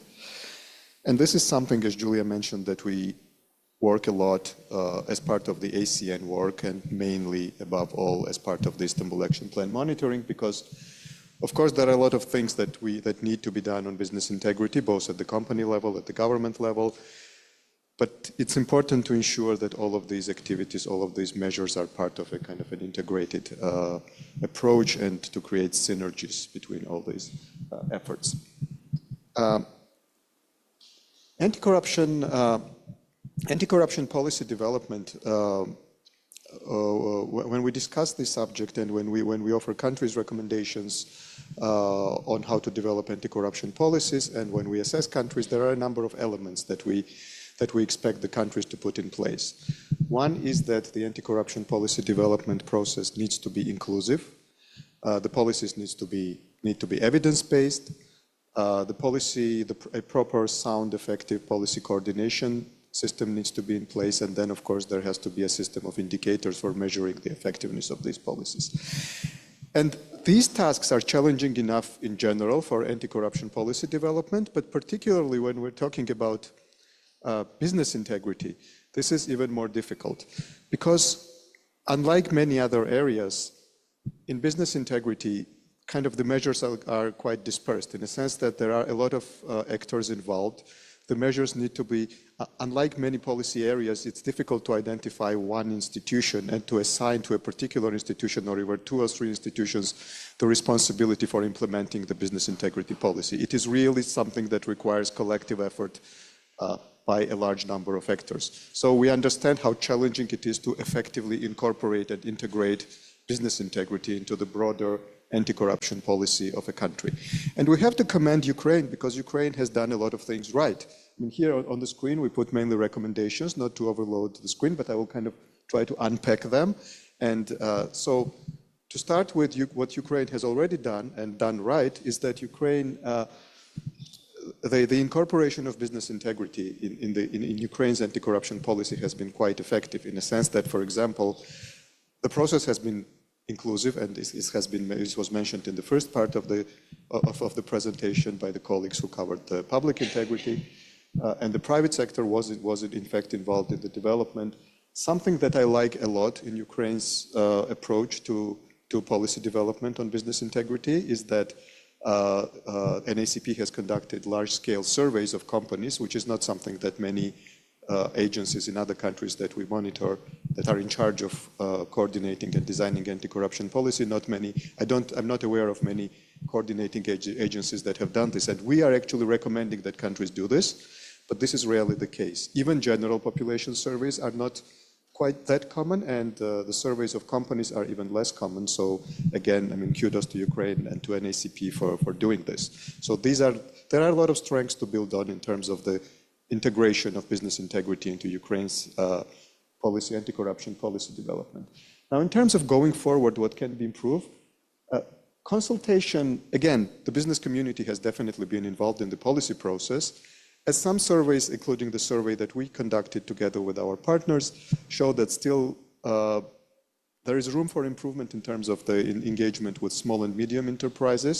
And we understand, again, this is a challenge because there is a very large number of small and medium enterprises make up something like 90% of the business sector, and it's impossible, of course, to reach all of them, but still efforts can be made to do that through business associations, it can be done through online platforms, further surveys, etc.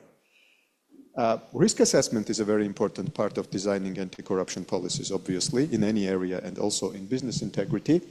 And here we think that there is a potential for a synergy, because one good thing that Ukraine has done is to require quite a large category circle of companies to adopt internal anti-corruption programs, which means that these companies have to conduct risk assessment as part of their compliance work, internal anti-corruption work.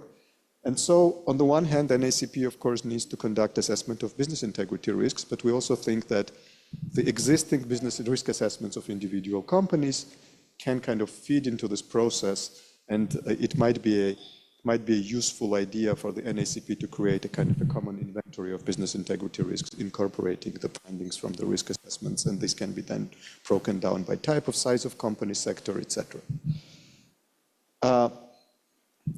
One of the good things is that Ukraine has done is the strategic assessment of corruption risks, and so it's important to kind of track the implementation of these recommendations. And then, again, speaking of strengths, Ukraine has a lot of sectoral strategies, for example, for small and medium enterprises, etc. And so it is important to incorporate corruption risk assessment and the mitigation measures in each of the strategies affecting business in this or that sector. So, for example, this is from the survey of 1,200 Ukraine companies that our partners from the Pro-Integrity program commissioned. This was conducted by Rating Group late last year. And so we see that there is still there is need for further awareness raising, because 43% of companies said that they were not aware of any of the listed measures that government is actually implementing. These are mostly, again, small and medium enterprises, because it was a representative sample of companies, so obviously most of these companies were small and medium enterprises. So and the government is doing all of these things, so it's important to make businesses aware of that. Another thing that we can compliment Ukraine on is the strategy for the communication strategy on anti-corruption that the country has adopted. So it's important, again, and this is partly already being done, to assess the needs of companies in terms of what information they need to receive on anti-corruption policies, and then incorporate this into the communication. And partnerships, and we believe that one of the very important ways to make communication with the private sector more effective is to do this in partnerships with collective action initiatives, business associations, and civil society, especially since Ukraine has, along with good and effective anti-corruption institutions and agencies, Ukraine is lucky to have some very good collective action initiatives, business associations, many of whom we are partnering with as OECD, so there is room for a lot of synergy there.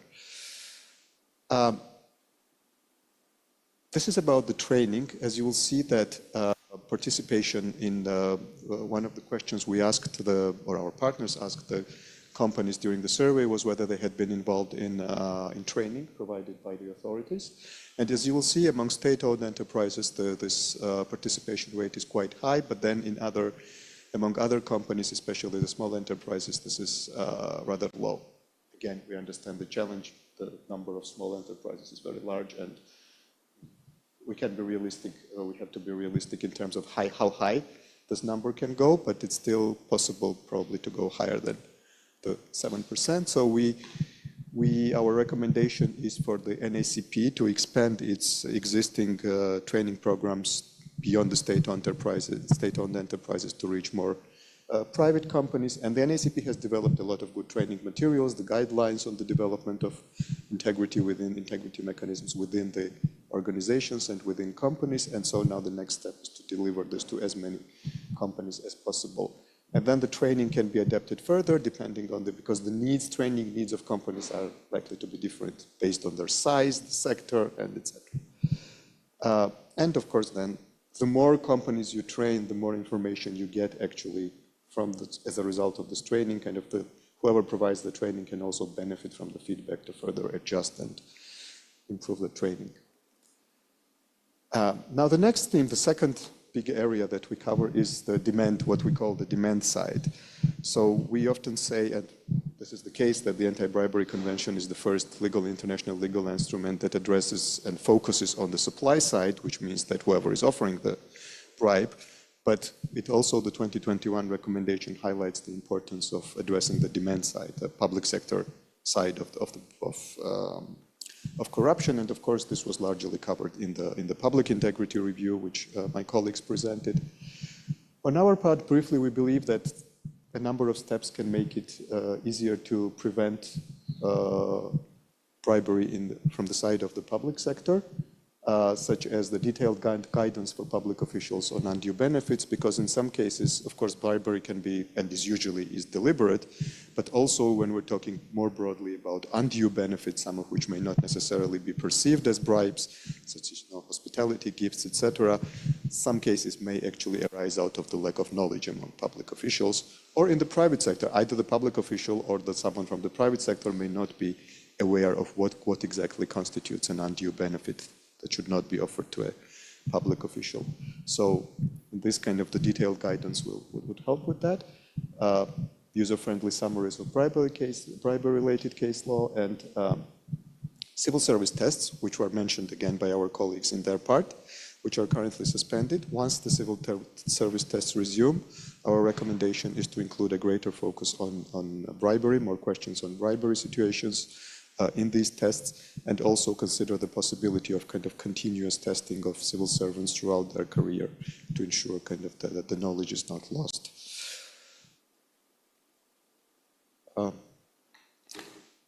Also, an important part of this, of addressing the demand, what we call the demand side of bribery, is to encourage reporting by companies. And here, the situation has been improving in Ukraine. And this is, again, here we are the beneficiaries of the surveys that NACP has conducted. And this has been an important question, an important indicator that NACP has measured, the willingness of companies to report cases of bribe solicitation. And there is a positive dynamic. Clearly, more companies are willing to report bribery now than that was the case a few years ago, but the figure is still not high enough. So what the policymakers and practitioners in Ukraine need to think about is how to further incentivize and encourage companies to report bribes. And this is not easy because, there is whistleblower protection for individuals. For companies, it's more complicated. There is not really an international practice of whistleblower protection for legal entities. But Ukraine has a very good institution in the form of the Business Ombudsman Council, which has among its mandate covers actually assisting companies in cases where their rights are violated, including through corruption. And so I think here it's where the anti-corruption law enforcement bodies can cooperate with the Business Ombudsman Council to work about the ways to encourage companies to report bribery more actively. We believe that establishing and reinforcing the status of the Business Ombudsman Council through dedicated law would also help strengthen this institution and reinforce its standing. There can be, the Anti-Bribery Convention is, of course, focuses on foreign bribery. And so in this case, the Ministry of Foreign Affairs, the NACP, NABU can work together to provide information for Ukrainian companies operating abroad about the laws and the reporting channels available in those countries, and for the diplomatic missions to provide assistance to the companies there. The third area is internal controls, compliance, ethics, and also audit, external audit and accounting. The 2021 anti-bribery recommendation has a whole annex, which is quite a large document on internal controls, and it is quite a detailed guidance for companies, how companies can establish an effective system of internal controls. We know that NACP has also developed a similar handbook for companies, so this is something that is potentially extremely useful so long as it is communicated effectively.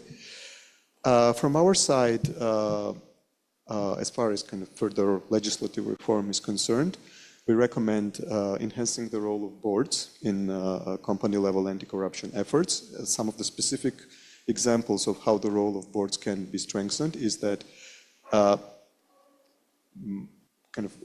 giving the boards the mandate to report, to receive reports on suspected corruption, whether it is from employees or from auditors, and also transferring to the boards in the companies that have boards to appoint the anti-corruption commissioners within the companies, which would also ensure the independence of the anti-corruption commissioners from the management.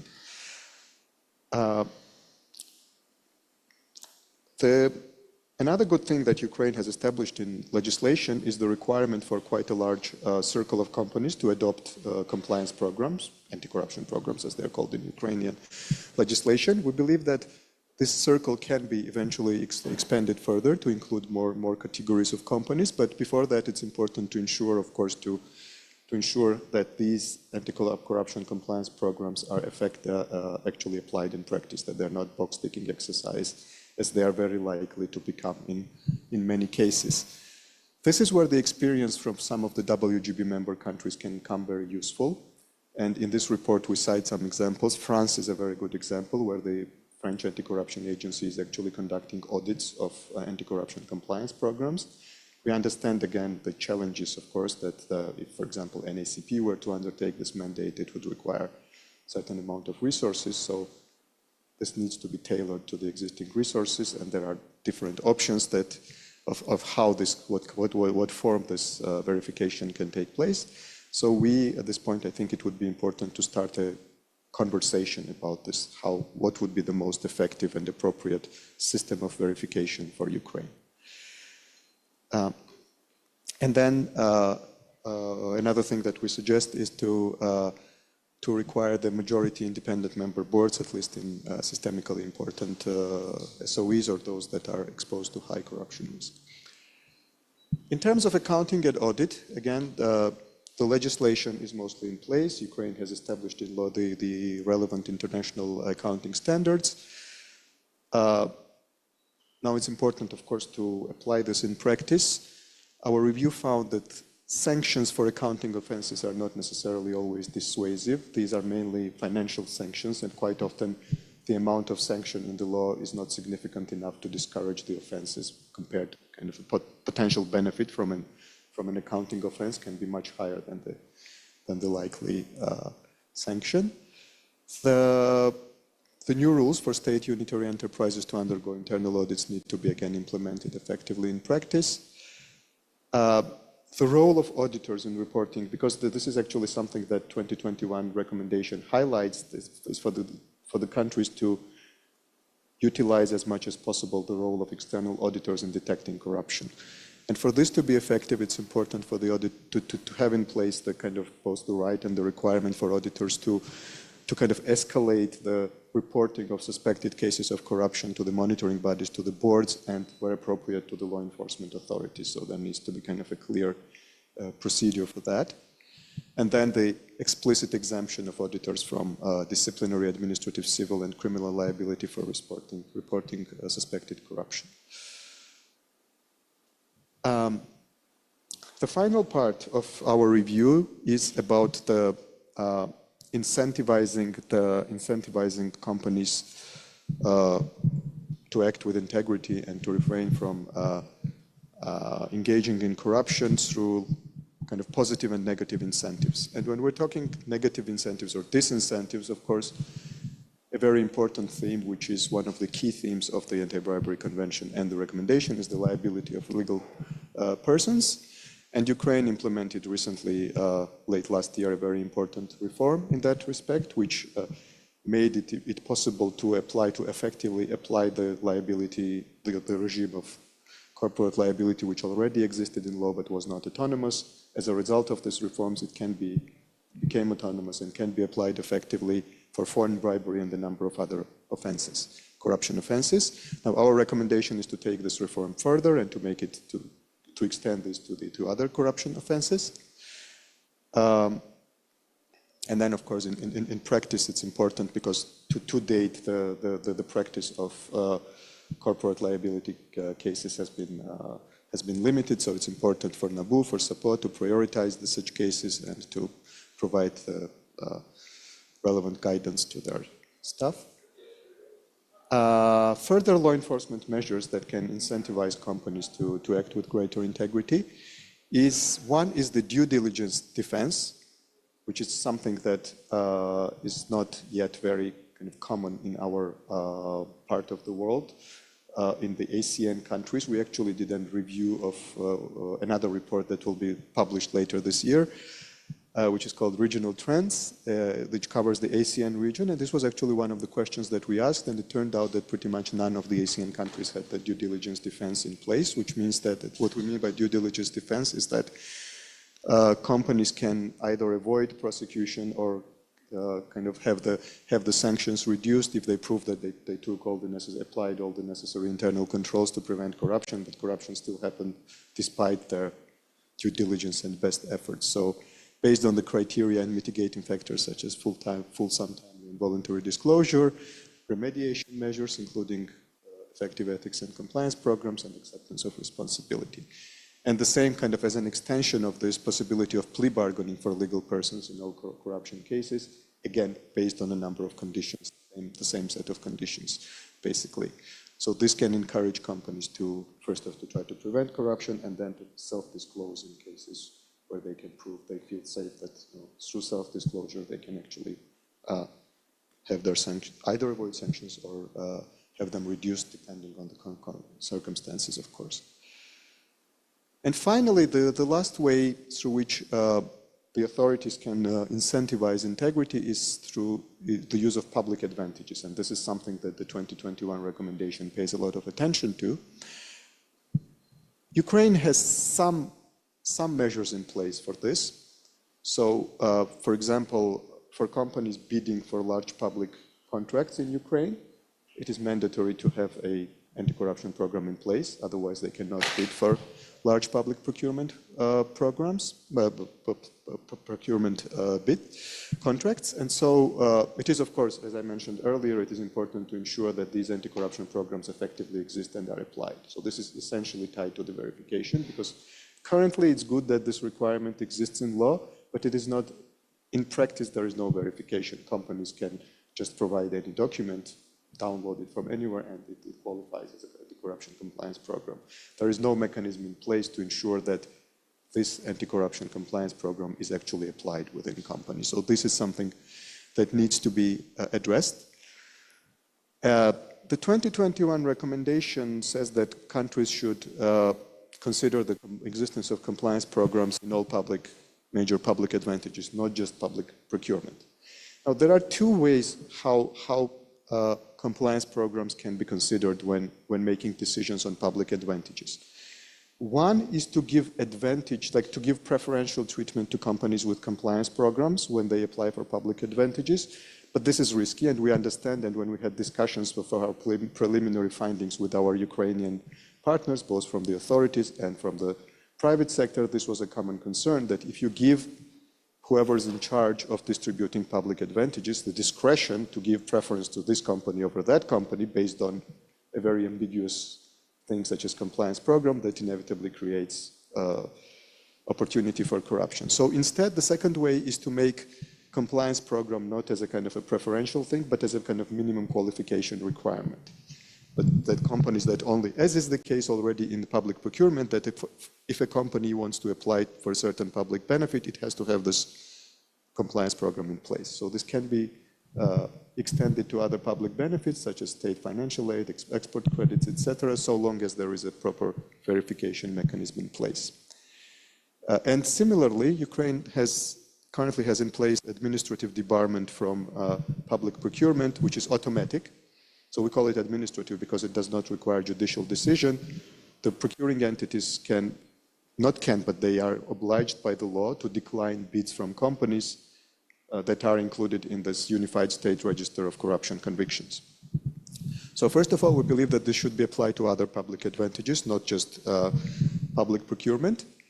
But it's also important to ensure that the debarment is also linked to the corruption convictions of key individuals within companies. Currently, the law says that company is also to be disqualified if the person who signs the procurement bid has been convicted for corruption, and that is good, but it has to be more. It has to be the chief executives, the beneficial owners, etc. And we actually, in the report, we provide examples from WGB member countries how this can be done.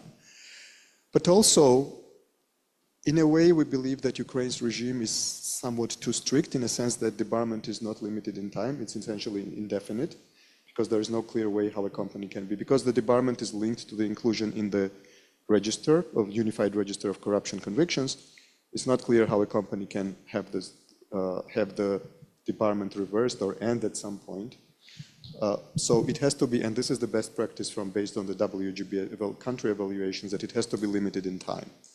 Because it can be, and there are different practices among the WGB member countries, how long this can be. It can be tied to the length of the sentence. It can be a specific amount, length of time, such as 3 years, 5 years, but it can't be indefinite, because then it would actually discourage companies from self-reporting corruption. And again, there has to be a possibility of reversal or reduction based on some of the remediation measures that we discussed earlier.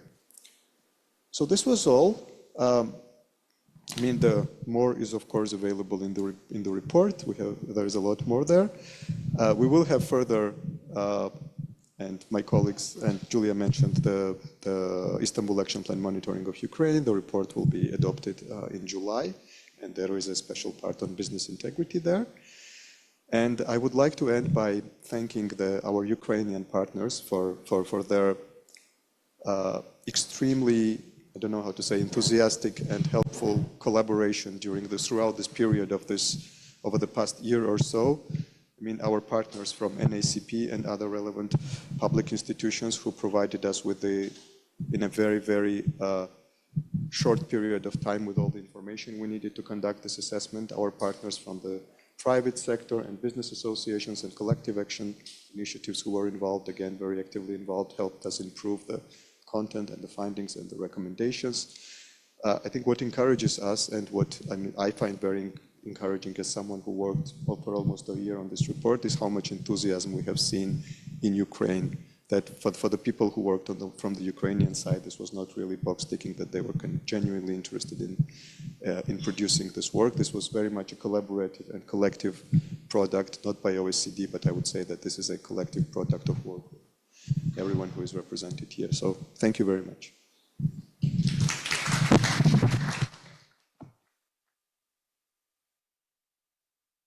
Thank you so much, Erklay. I would now like to invite up to the stage the four panelists who will help us talk about and elaborate on this report. First, doing so much work on this the past 2 days and long before, is Viktor Pavlushchuk, the head of NACP. Second, Polina Lysenko, the deputy director of NABU. Third, Tatiana Korotka, the Deputy Business Ombudsman, and Oksana Berberska, a member of the Executive Committee of UNIC.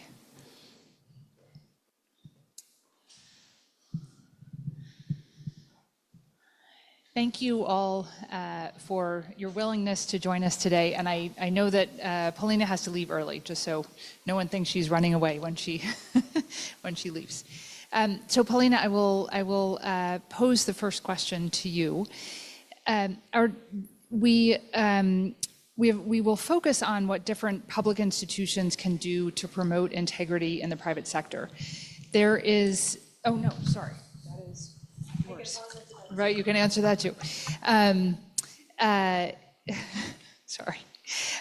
One of the areas that the review focused on is the liability of legal persons for corruption offenses. This is an area I know that you know extremely well, since Nabu shepherded and worked very hard on the amendment, the legal amendment, back in December on this issue. And because it's such an important issue for Ukraine's accession to the OECD Anti-Bribery Convention. Last December, Ukraine implemented this important legislative reform concerning corporate liability for foreign bribery and a number of related offenses, although this review does emphasize the need for further changes. What, in your view, is the significance of the legislative reforms from last December to holding companies liable for corruption in practice? And what further steps are needed, either legal reforms or changes in practice, to effectively detect and prosecute corporate involvement in corruption in order to create incentives for companies to cooperate with law enforcement bodies and to deter them from engaging in corruption in the first place? Thank you so much, Julia, and thank you for everyone for being here. Me personally, I'm a big fan of the OECD, and I have never thought, Kyiv.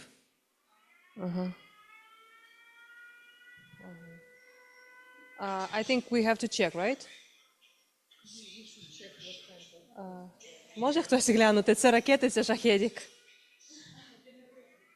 We need to check whether it's a missile or a drone. Летить чи загроза? It's fine.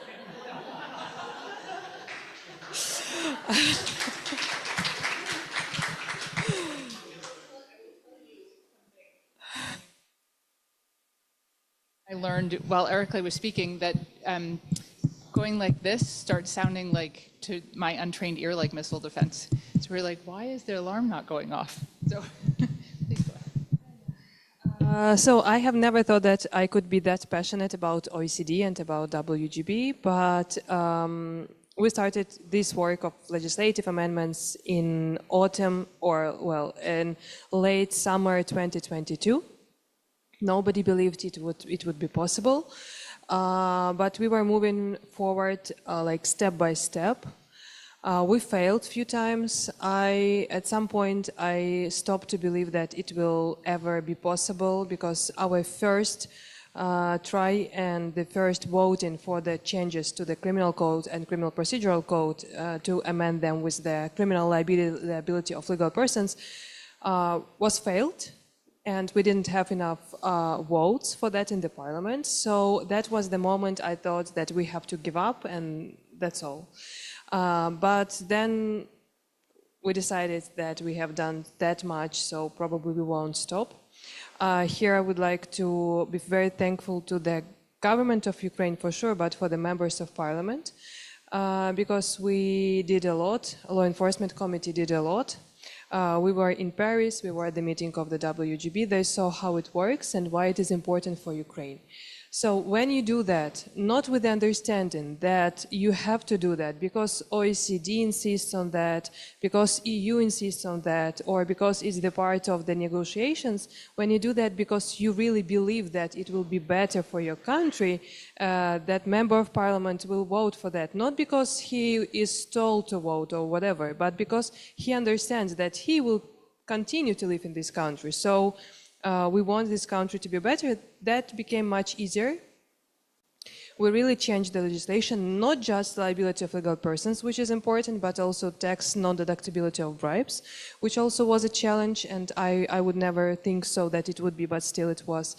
Now, well, I'm a fan of this process and I'm very much involved, but for those who are not, I would just like to update you that now at the stage when we are in the preliminary assessment of Ukraine as a country, and if OECD and WGB in particular says, yes, you are fine as a country, we will continue this evaluation process, and then will be the full assessment. And if the WGB says that, yes, Ukraine, you are fine, like you are welcome to ratify the convention, then we ratify the convention and become the member of the WGB. And here, yesterday we had a funny discussion with Julia that I said that those who are involved, we know that then there is a phase 1 and phase 2 evaluation of the country. But here in Ukraine, we try to hide this information and not to tell anyone that, that it's not all the work we have to do, because after we are done with legislation, we will have phase 1 and phase 2, and then it will be never-ending evaluation process of the country in general. But again, we understand why we are doing that. In the regard of your question, it was very difficult to change the legislation and to have this mechanism in force, because our legal system doesn't have or has not had the institution of liability of legal person itself, like a criminal one. And I remember at the beginning we had a lot of different argues and fights with scientific persons, with scholars, with people from university, with lawyers who said, like, guys, you want to change the paradigm. Like, we have been living in the independency since 1991, and no, it will never happen. Like, it's impossible. So now when we change that and we meet these people again, they're like, okay, you did that, so show your result. Now we are in the second wave of the challenges, like to show our results. And you are right that to change the legislation is not enough, even though it's a huge step forward. But what we should do now, we have to provide our detectives and prosecutors with tools, with knowledge, how to do that, how to investigate, what to find, what to look for. And I believe that they will implement this mechanism successfully, because again, we are going to go through the phase 1 and phase 2, and we have to show results. So I hope that we will succeed in that. In all this process, we shouldn't forget, and we didn't forget about business, because when we were developing this legislation, we understood that business involvement is very important, and we tried to involve as many as we could, representatives of business associations, of lawyers. We were very much criticized because we understood that they are doing their work and they are thinking like much more steps further, because they already see themselves in the court protecting their legal companies from in the investigation. That is why it was very difficult. We are here at this stage when we don't know how this institute mechanism should work in general, and they're like much more further because they're already protecting these legal entities in the court. So it was also sort of the battle when we tried to find the best solution. We also understand that in the future we have to update our mechanism, and for sure, according to your report, that will be needed to spread this institute for the internal, from the domestic bribery cases. We understand that mechanism of prevention of corruption also should be included.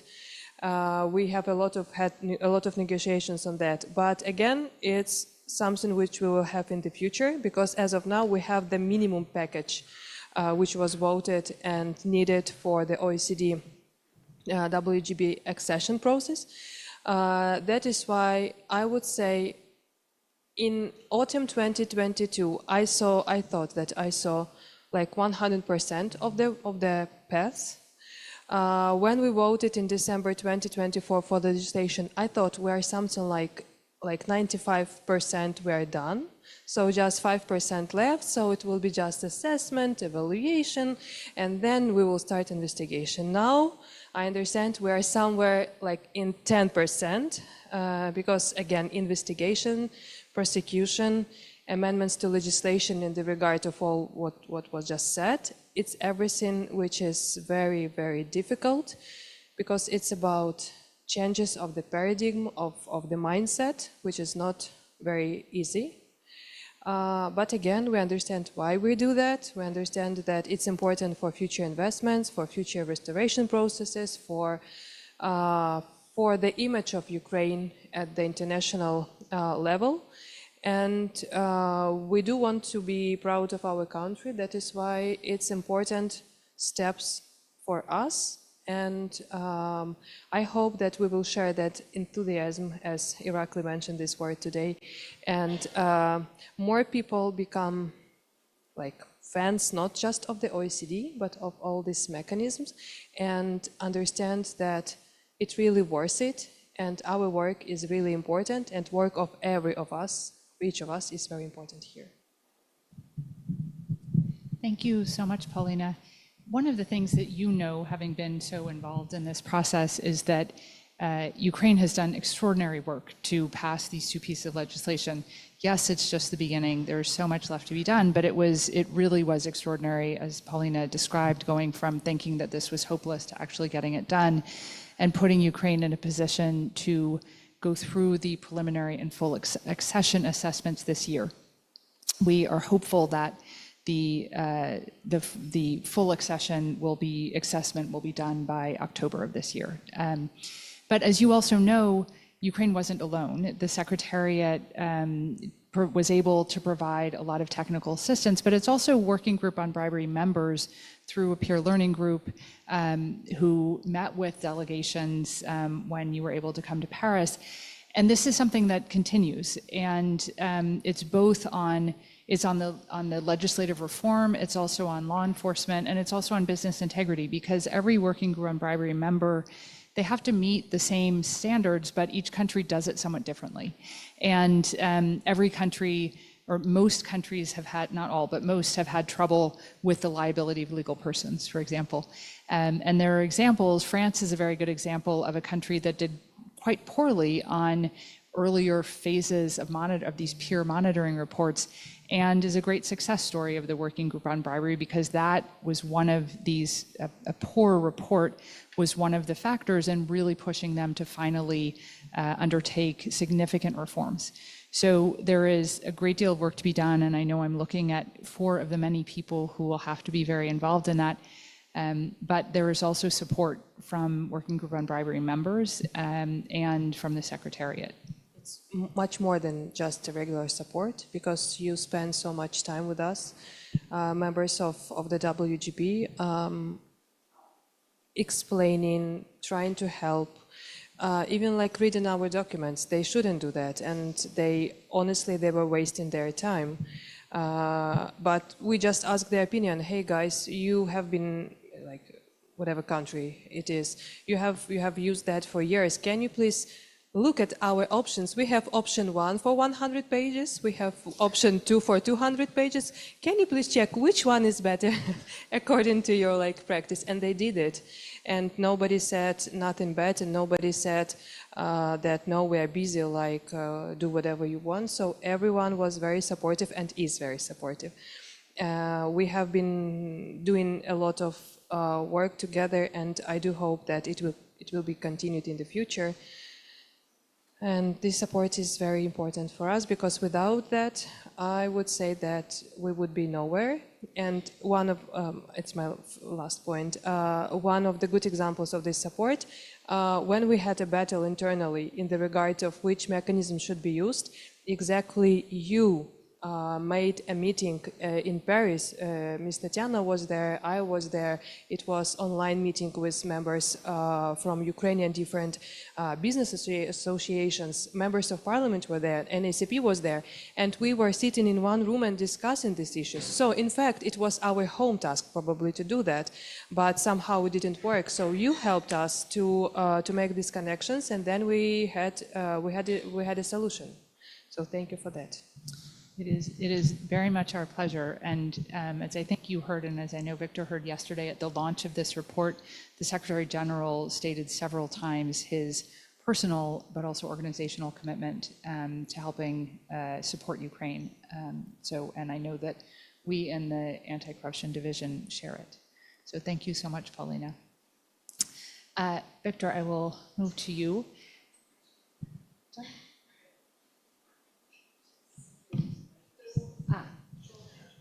Julia, I'm sorry.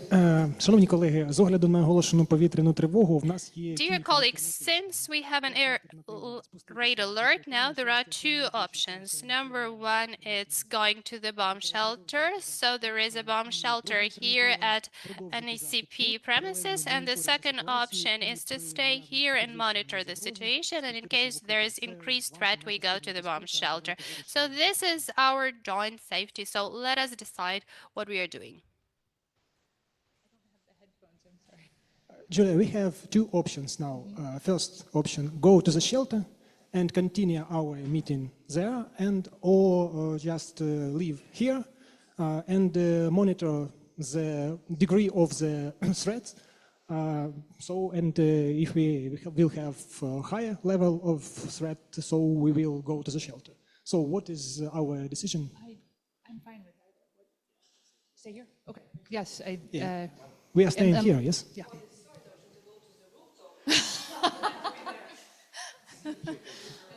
And fly Olga as a flag. Отже, продовжуємо. Немає заперечень, шановні колеги? Все, дякую. So we continue, no objections, no. Thank you so much. Victor, one of the key findings of the review is that while Ukraine has made important efforts to engage businesses in this work, some notable gaps remain.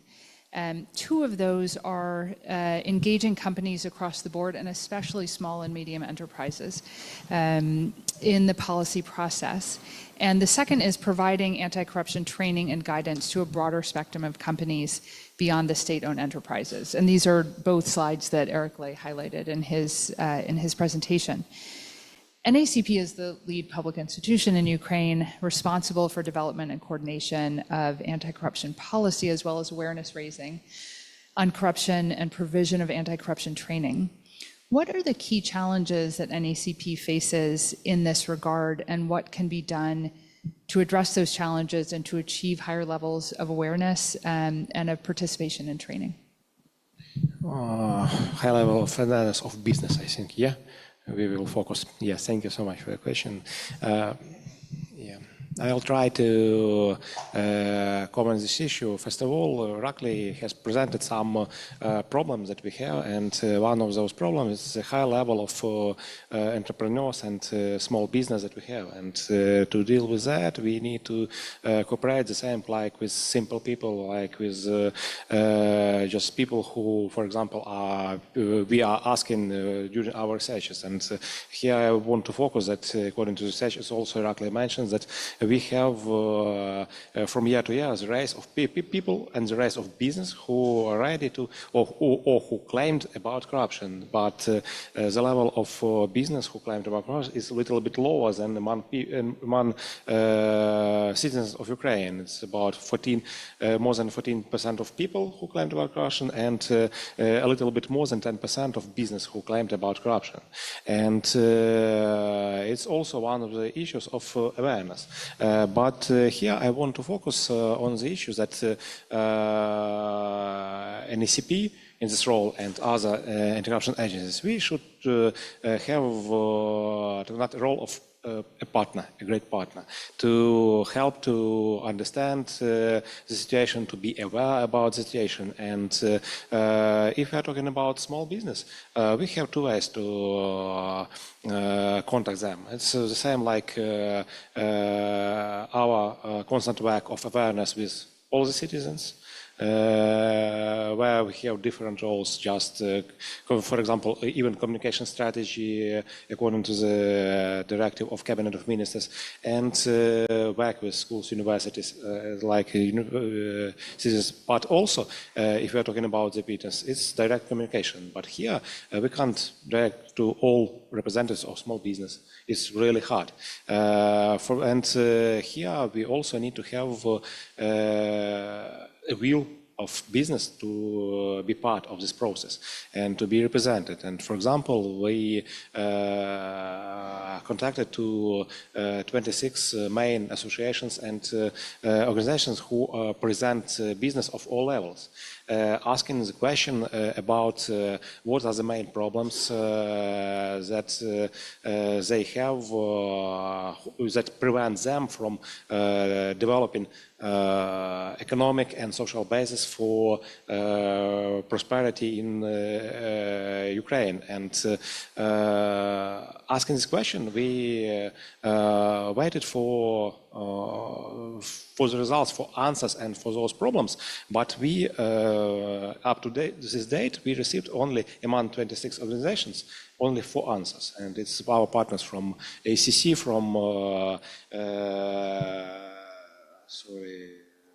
exactly, Ukrainian Business Council Foundation, from European Business Association, and Unique, our great partners that are more dealing with bigger business. But we also dealt with associations from small and small business, but we haven't received answers. That's why we have several ways to go further. I've started from the overall awareness. We are working with overall awareness, but also we need to understand, we need to prove to our business that we are partners, that we can give such possibility to contact with us to get this information and to claim about corruption, of course, and to build integrity in the agencies.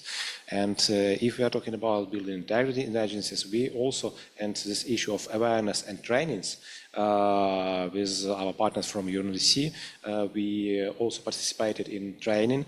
It was building integrity in an organization based on international standards. And also we have such great handbook for building an integrity organization. And the second book is called the same, but 2.0 is being tested already. It's examples where our business of all levels can use this in future. Of course, we need to understand one more additional issue that, for example, dealing with awareness of people among public officials.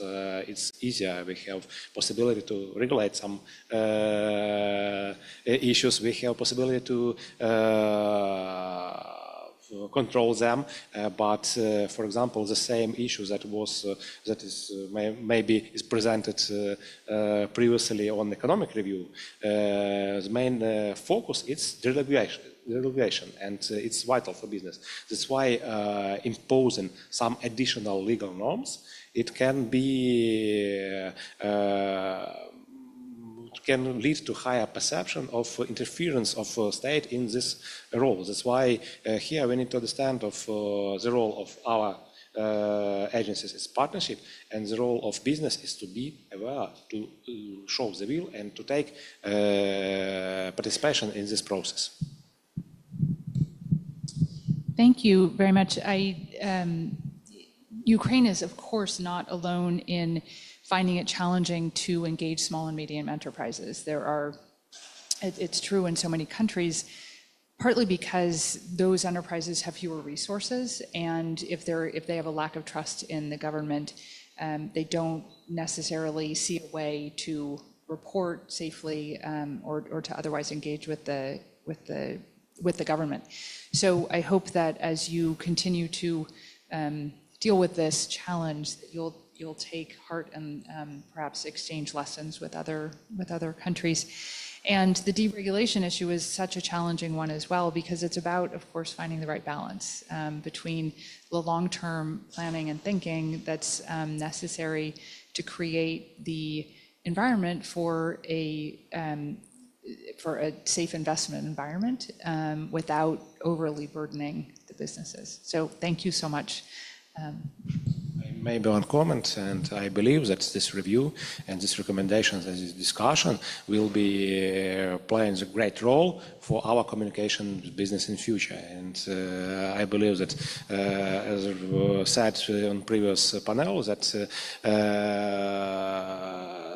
the voice of such organization like OECD is vital for us to make people aware of the results and of the system that we have in Ukraine. And we hope, I'm sure that I speak for Janos and Elena also, and I know I speak for Eric, that we hope that this report, that the recommendations coming out of this report are the basis for more partnership between the OECD and Ukraine, because there is so much work that we think can usefully be done coming out of these recommendations. So thank you. Next, Tatiana, I'd like to turn to you. Arguably, the most effective way of detecting bribe solicitation by public officials is for companies to report such cases. And while the willingness of Ukrainian companies to do so, as measured by surveys, has increased in recent years, it still remains low, with nearly 3/4 of companies saying that they would not report being asked to pay a bribe to law enforcement institutions. So there's clearly a need for further work to inform companies about the available protections and to ensure that they have confidence in these mechanisms. The Business Ombudsman Council is an important institution whose mandate includes receiving reports from companies concerning violations of their rights by public authorities, and those violations include corruption, including those that result in corruption. Based on your experience as a deputy head of the council, what are some of the main factors preventing companies from reporting requests for bribes, and what can authorities do to create incentives for that reporting? Thank you for the question. I would like to begin with the information that the Business Ombudsman Council was established 10 years ago as a part of an international anti-corruption initiative based on the documents cited by the OECD as well, together with the EBRD and other institutions. And the main idea that was a core for the establishment of this institution was that the company will apply to us first because of the corruption, and then with other type of malpractices.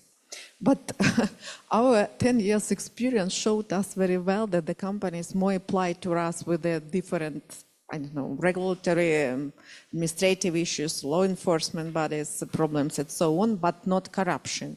Despite having a memorandum of understanding with the NABU, with NACP, and our ability to help legally, supporting companies during these applications.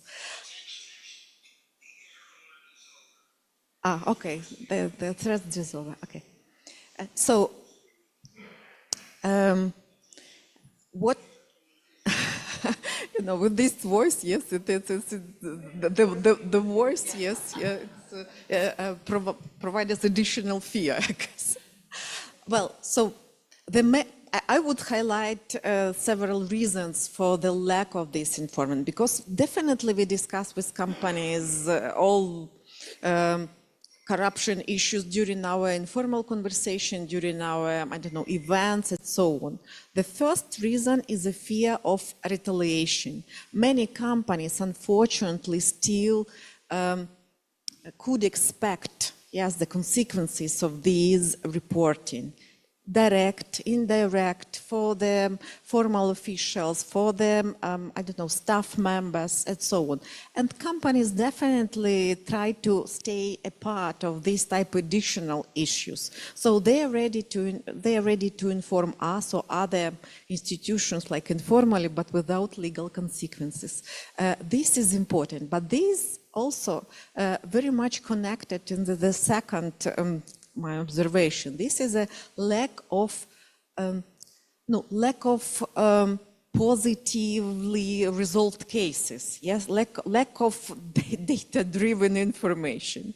For instance, right now, business community, probably with the civil society, put its attention into the criminal case against the ex-deputy head of the presidential administration because of his bribe. Ironically, that guy was the head of a team that worked on that anti-corruption law that was mentioned by Paulina. Yes, but so what does it mean for all of us? It means that institution works, yes, and the process is going slowly, and we all hope that this deal will be somehow finished according to the law and according to the society expectation. But at the same time, it also means that we don't have enough numbers of such positive cases when these type of issues were disclosed before the public, and private companies could apply to the certain institutions. The third reason for that also, lack of application to the institution, lack of reporting, I would highlight is a lack of clear information how this procedure works. For different reasons. because okay, the main ideas of each business is to, I don't know, generate profit, yes, for the shareholders. This is the main idea, and provide services and issue certain, I don't know, goods. But without probably information campaign explaining how these procedures work, what kind of issues could be reported, what kind of consequences, legal consequences for those who reported, what kind of protection for whistleblowers. It will not help to develop the system in general. I understand that NACP, together with the National Anti-Corruption Prevention, NACP, sorry, NACP in English. NACP definitely spent huge amount of their resources for the development of this system, for the awareness campaign, and Business Ombudsman Council, together with our partners, Ukrainian Network of Integrity and Compliance, really invested also into this development of these information campaign and training materials and so on. But this is not the first point onto the agenda of each businessman, especially for small and medium businesses, especially now during the war. So probably it would be a good idea to continue trying to reach such type of categories of businesses with a, I don't know, more creative approach. I don't have any recommendations right now, but I definitely understand that together, in combination with the good results and good examples, public examples, it will also help to prove companies that they could trust state authorities.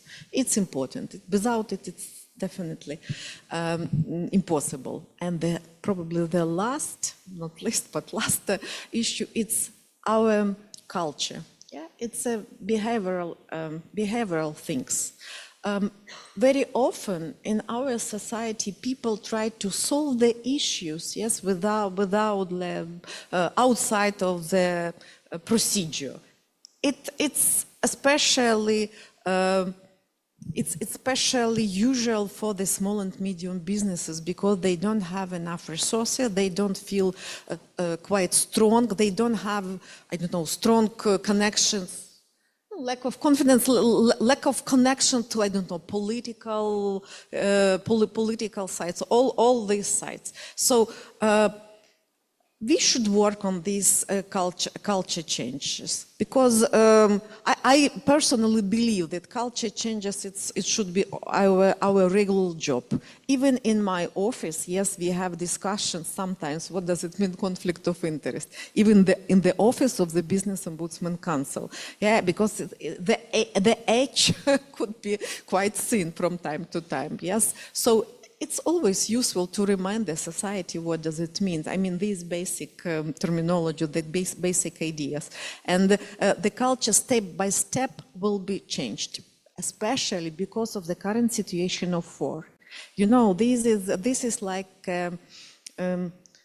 situation that highlights all these black and white things. Yes, it's more radical approach. And this situation also like changed our society toward the less tolerance, corruption, or all type of unclear situation, I could say. That's it. Thank you very much. And I would like now, sorry, to turn, excuse me, to turn to Oksana. Our discussion has focused mostly on on what different public institutions can do to promote integrity in the private sector, or with Tatiana, the role of businesses in interacting with the public institutions. There is, of course, much to be done by the stakeholders outside the public institutions, civil society organizations, businesses, and individual companies. The Ukrainian Network of Integrity and Compliance, or UNIC, is a leading collective action initiative working on business integrity. From your perspective, I have actually 3 questions for you. From your experience, what are the key drivers of corporate compliance in Ukraine today? And I'm wondering if maybe from this we can also start to answer the questions or challenges that that Tatiana was discussing. What has prevented companies from investing more, or in some cases investing at all, in the development of anti-corruption internal controls? And then third, what can public institutions and relevant non-state actors, such as business associations, do to ensure that more companies become committed to good corporate behavior? Thank you. First of all, I would like probably to echo a bit about the UNIQ's role in this report. Very briefly, UNIQ is a platform that gathers experts, but also companies and business representatives who are willing to bring more of their expertise, experience, and willing to promote further integrity standards in our business. They don't have any other incentive than just spreading their expertise, knowledge, and supporting collective actions, because we all want our business environment to get better and to benefit all of us from this. And UNIQ is, I would say, a trusted partner of OECD and NACP and other institutions and platforms, NGO, business representatives, all of the key stakeholders to our joint efforts to build the strategy and defined actionable points to improve the integrity of the business. So it's not like just we sitting and talking. We're really looking for the solutions coming from the problem, which we defined with the engagement of the business, but also we listen to the government, what are the constraints that they have. So it's not just the business demands something. Business also considers what are the challenges for the government, and we understand the materiality of certain points that they need to be put in a row, considering the exposure and the priorities, but we're also willing to continue helping and having that dialogue. Going back to the questions that you've raised, I would probably put it in a blocks, like challenges and the current stand. Also, I'm a member of executive committee, but I'm also a real business representative, so I really do know how business look at the situation from inside. And I have to tell you that there is a huge promotion, and compliance is trendy. And I personally enjoy it because the perception, the mindset is changing heavily. Media, discussions in a business, practical cases, there are more of those, and definitely the topic started to be important. So there are still challenges, but the dialogue already there. There is a communication, and definitely the mindset changes to the perspective that we're looking for the solutions. We're looking for better options, and we understand that there is no practice that one approach fits everybody. So there should be some inclusivity to the approach, and business from big to SMEs and small would definitely need to have their specifics, which are considered for certain practices. But the good point is that it's there already. It's at the radar, and the media and society is ready for the changes and ready to contribute. I believe that we would also need to point that there are some positive changes in anti-bribe and corruption practices. They started to be practical. We already touched today more in detail what were the progress within the last couple of years, and of course, the concept needs to be proved, that's for sure. So whenever you're designing something, you have your best ideas how to implement, but there might be some constraints and challenges that you would need to reconsider. But still, I believe the progress is notable, and that's something that, as of today, also puts certain trust and reliability from the business to the system. Still, we understand there are more to do, but I wouldn't say that the business refrains from, recognizing the current progress. I would say that also the current compliance or conduct comes from certain maturity of the business and the system itself. We finally started to understand what are the consequences of non-compliance. Previously, it was more like get away from the problem, but now we understand that there is a further effect of certain situations, like when there is a gap in the system, or when there is fragmented elements of the system and it's not composed to work unified. We started to finally understand that you might get the results of this non-compliance today within a couple of years, and it's going to hit you even more. So, and of course, platforms like Unique, I'm going to be commercial again at some point, but platforms like Unique, even though NGOs, they don't have like a commercial sense of their activities, but they are actually a very, very good partner to the business and the government. And I have to recognize that the efforts of the platforms like Business Ombudsman, forums that we're gathering, initiatives that we're running, they have their effects already. We shouldn't forget that we would need to continue engaging. This is a bridge, this is a dialogue, this is a very valuable facilitation. And when we're going back to the challenges, I mean, we've discussed today many of those, but I mean, I'm telling you from inside as the real life sample of business person who probably a bit more lucky because I had access, my company has I would say resources. I wouldn't say that it's just about money that you need to invest. It's generally it's resources, it's torn from the top, and we're applying international standards. I'm a big fan of OECD. Most of our internal documents starts with the reference documents, and OECD principles, standards are one of the listed. And you can ask anybody from senior management in my company, I'm sure they would explain the logic of certain principles applied to the processes. And compliance conduct, it's actually quite a DNA for the company. You cannot do just, some pieces like writing a code of conduct or probably hiring a compliance manager and consider done.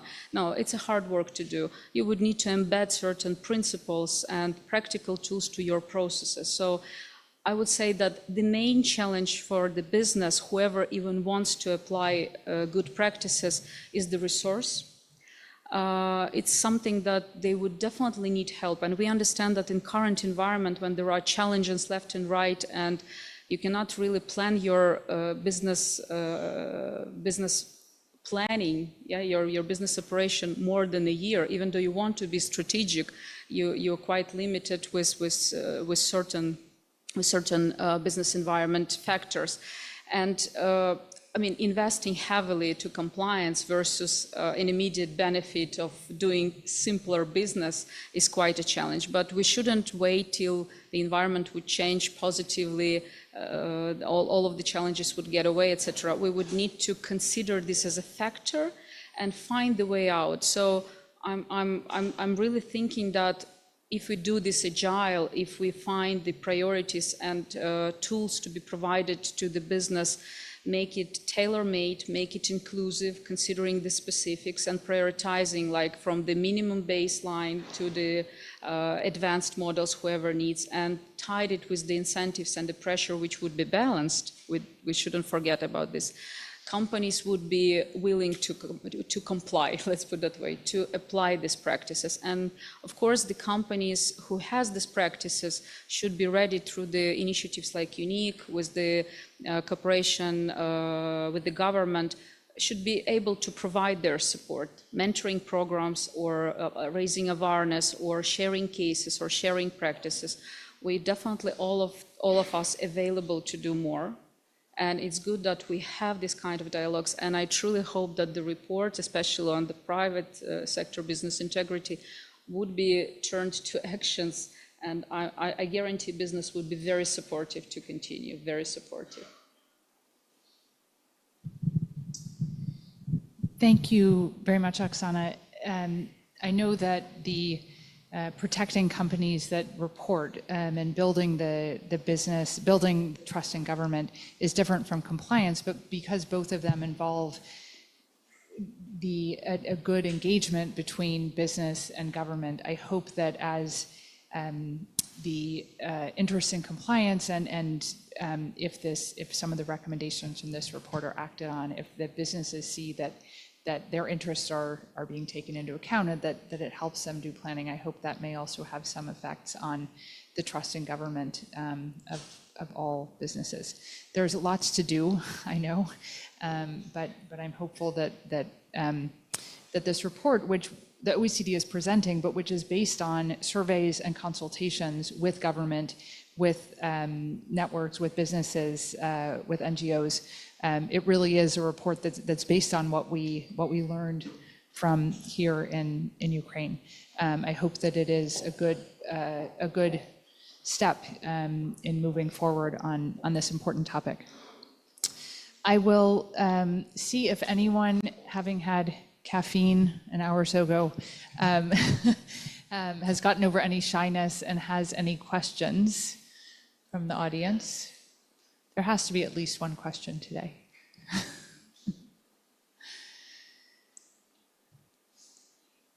Not a single one.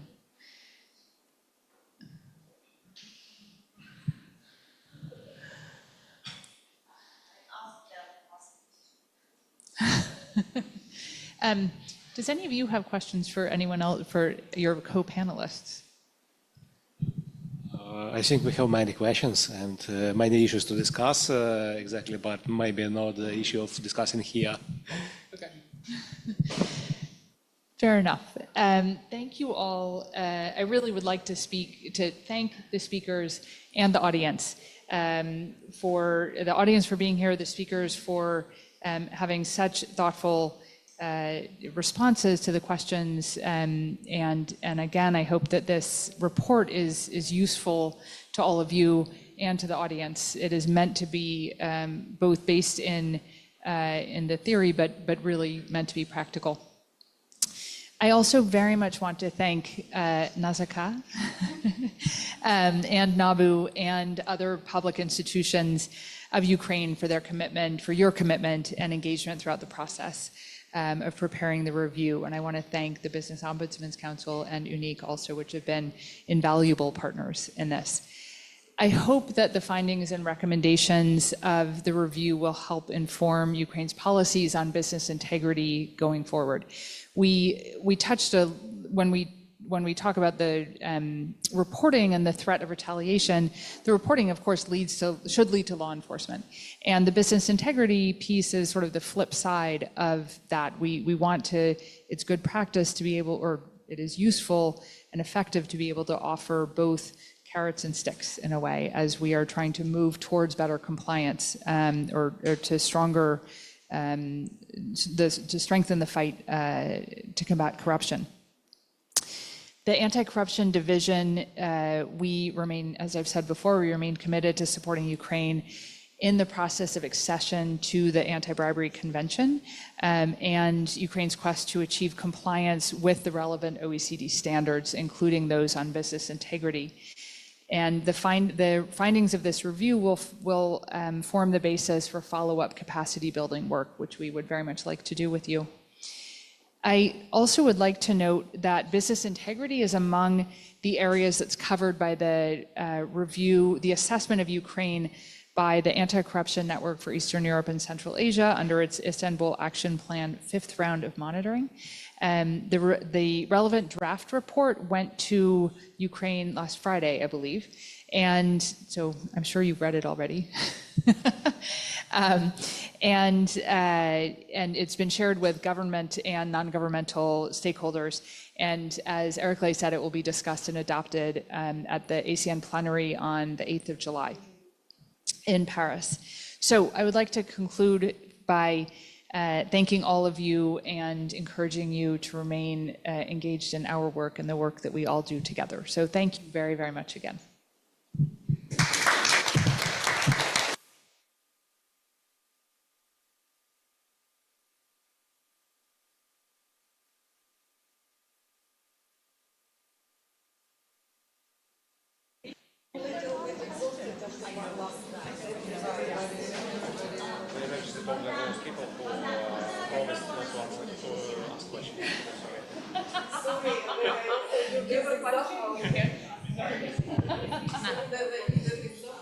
Шановні колеги, ще одна секундочка. So, dear colleagues, just one more second. We have finished our sessions, but besides the conclusions that everyone can make on their own, let me express my gratitude to the OECD team. Because let's be frank, these people could just deliver their presentations from a safe Paris or another safe place, but they have really covered that distance, long distance, to stay with us in Kyiv. They have spent this night that has probably not been the calmest night possible together with us. So this solidarity and support is now less important for us than your expertise and analytical data provided by you. Thanks a lot.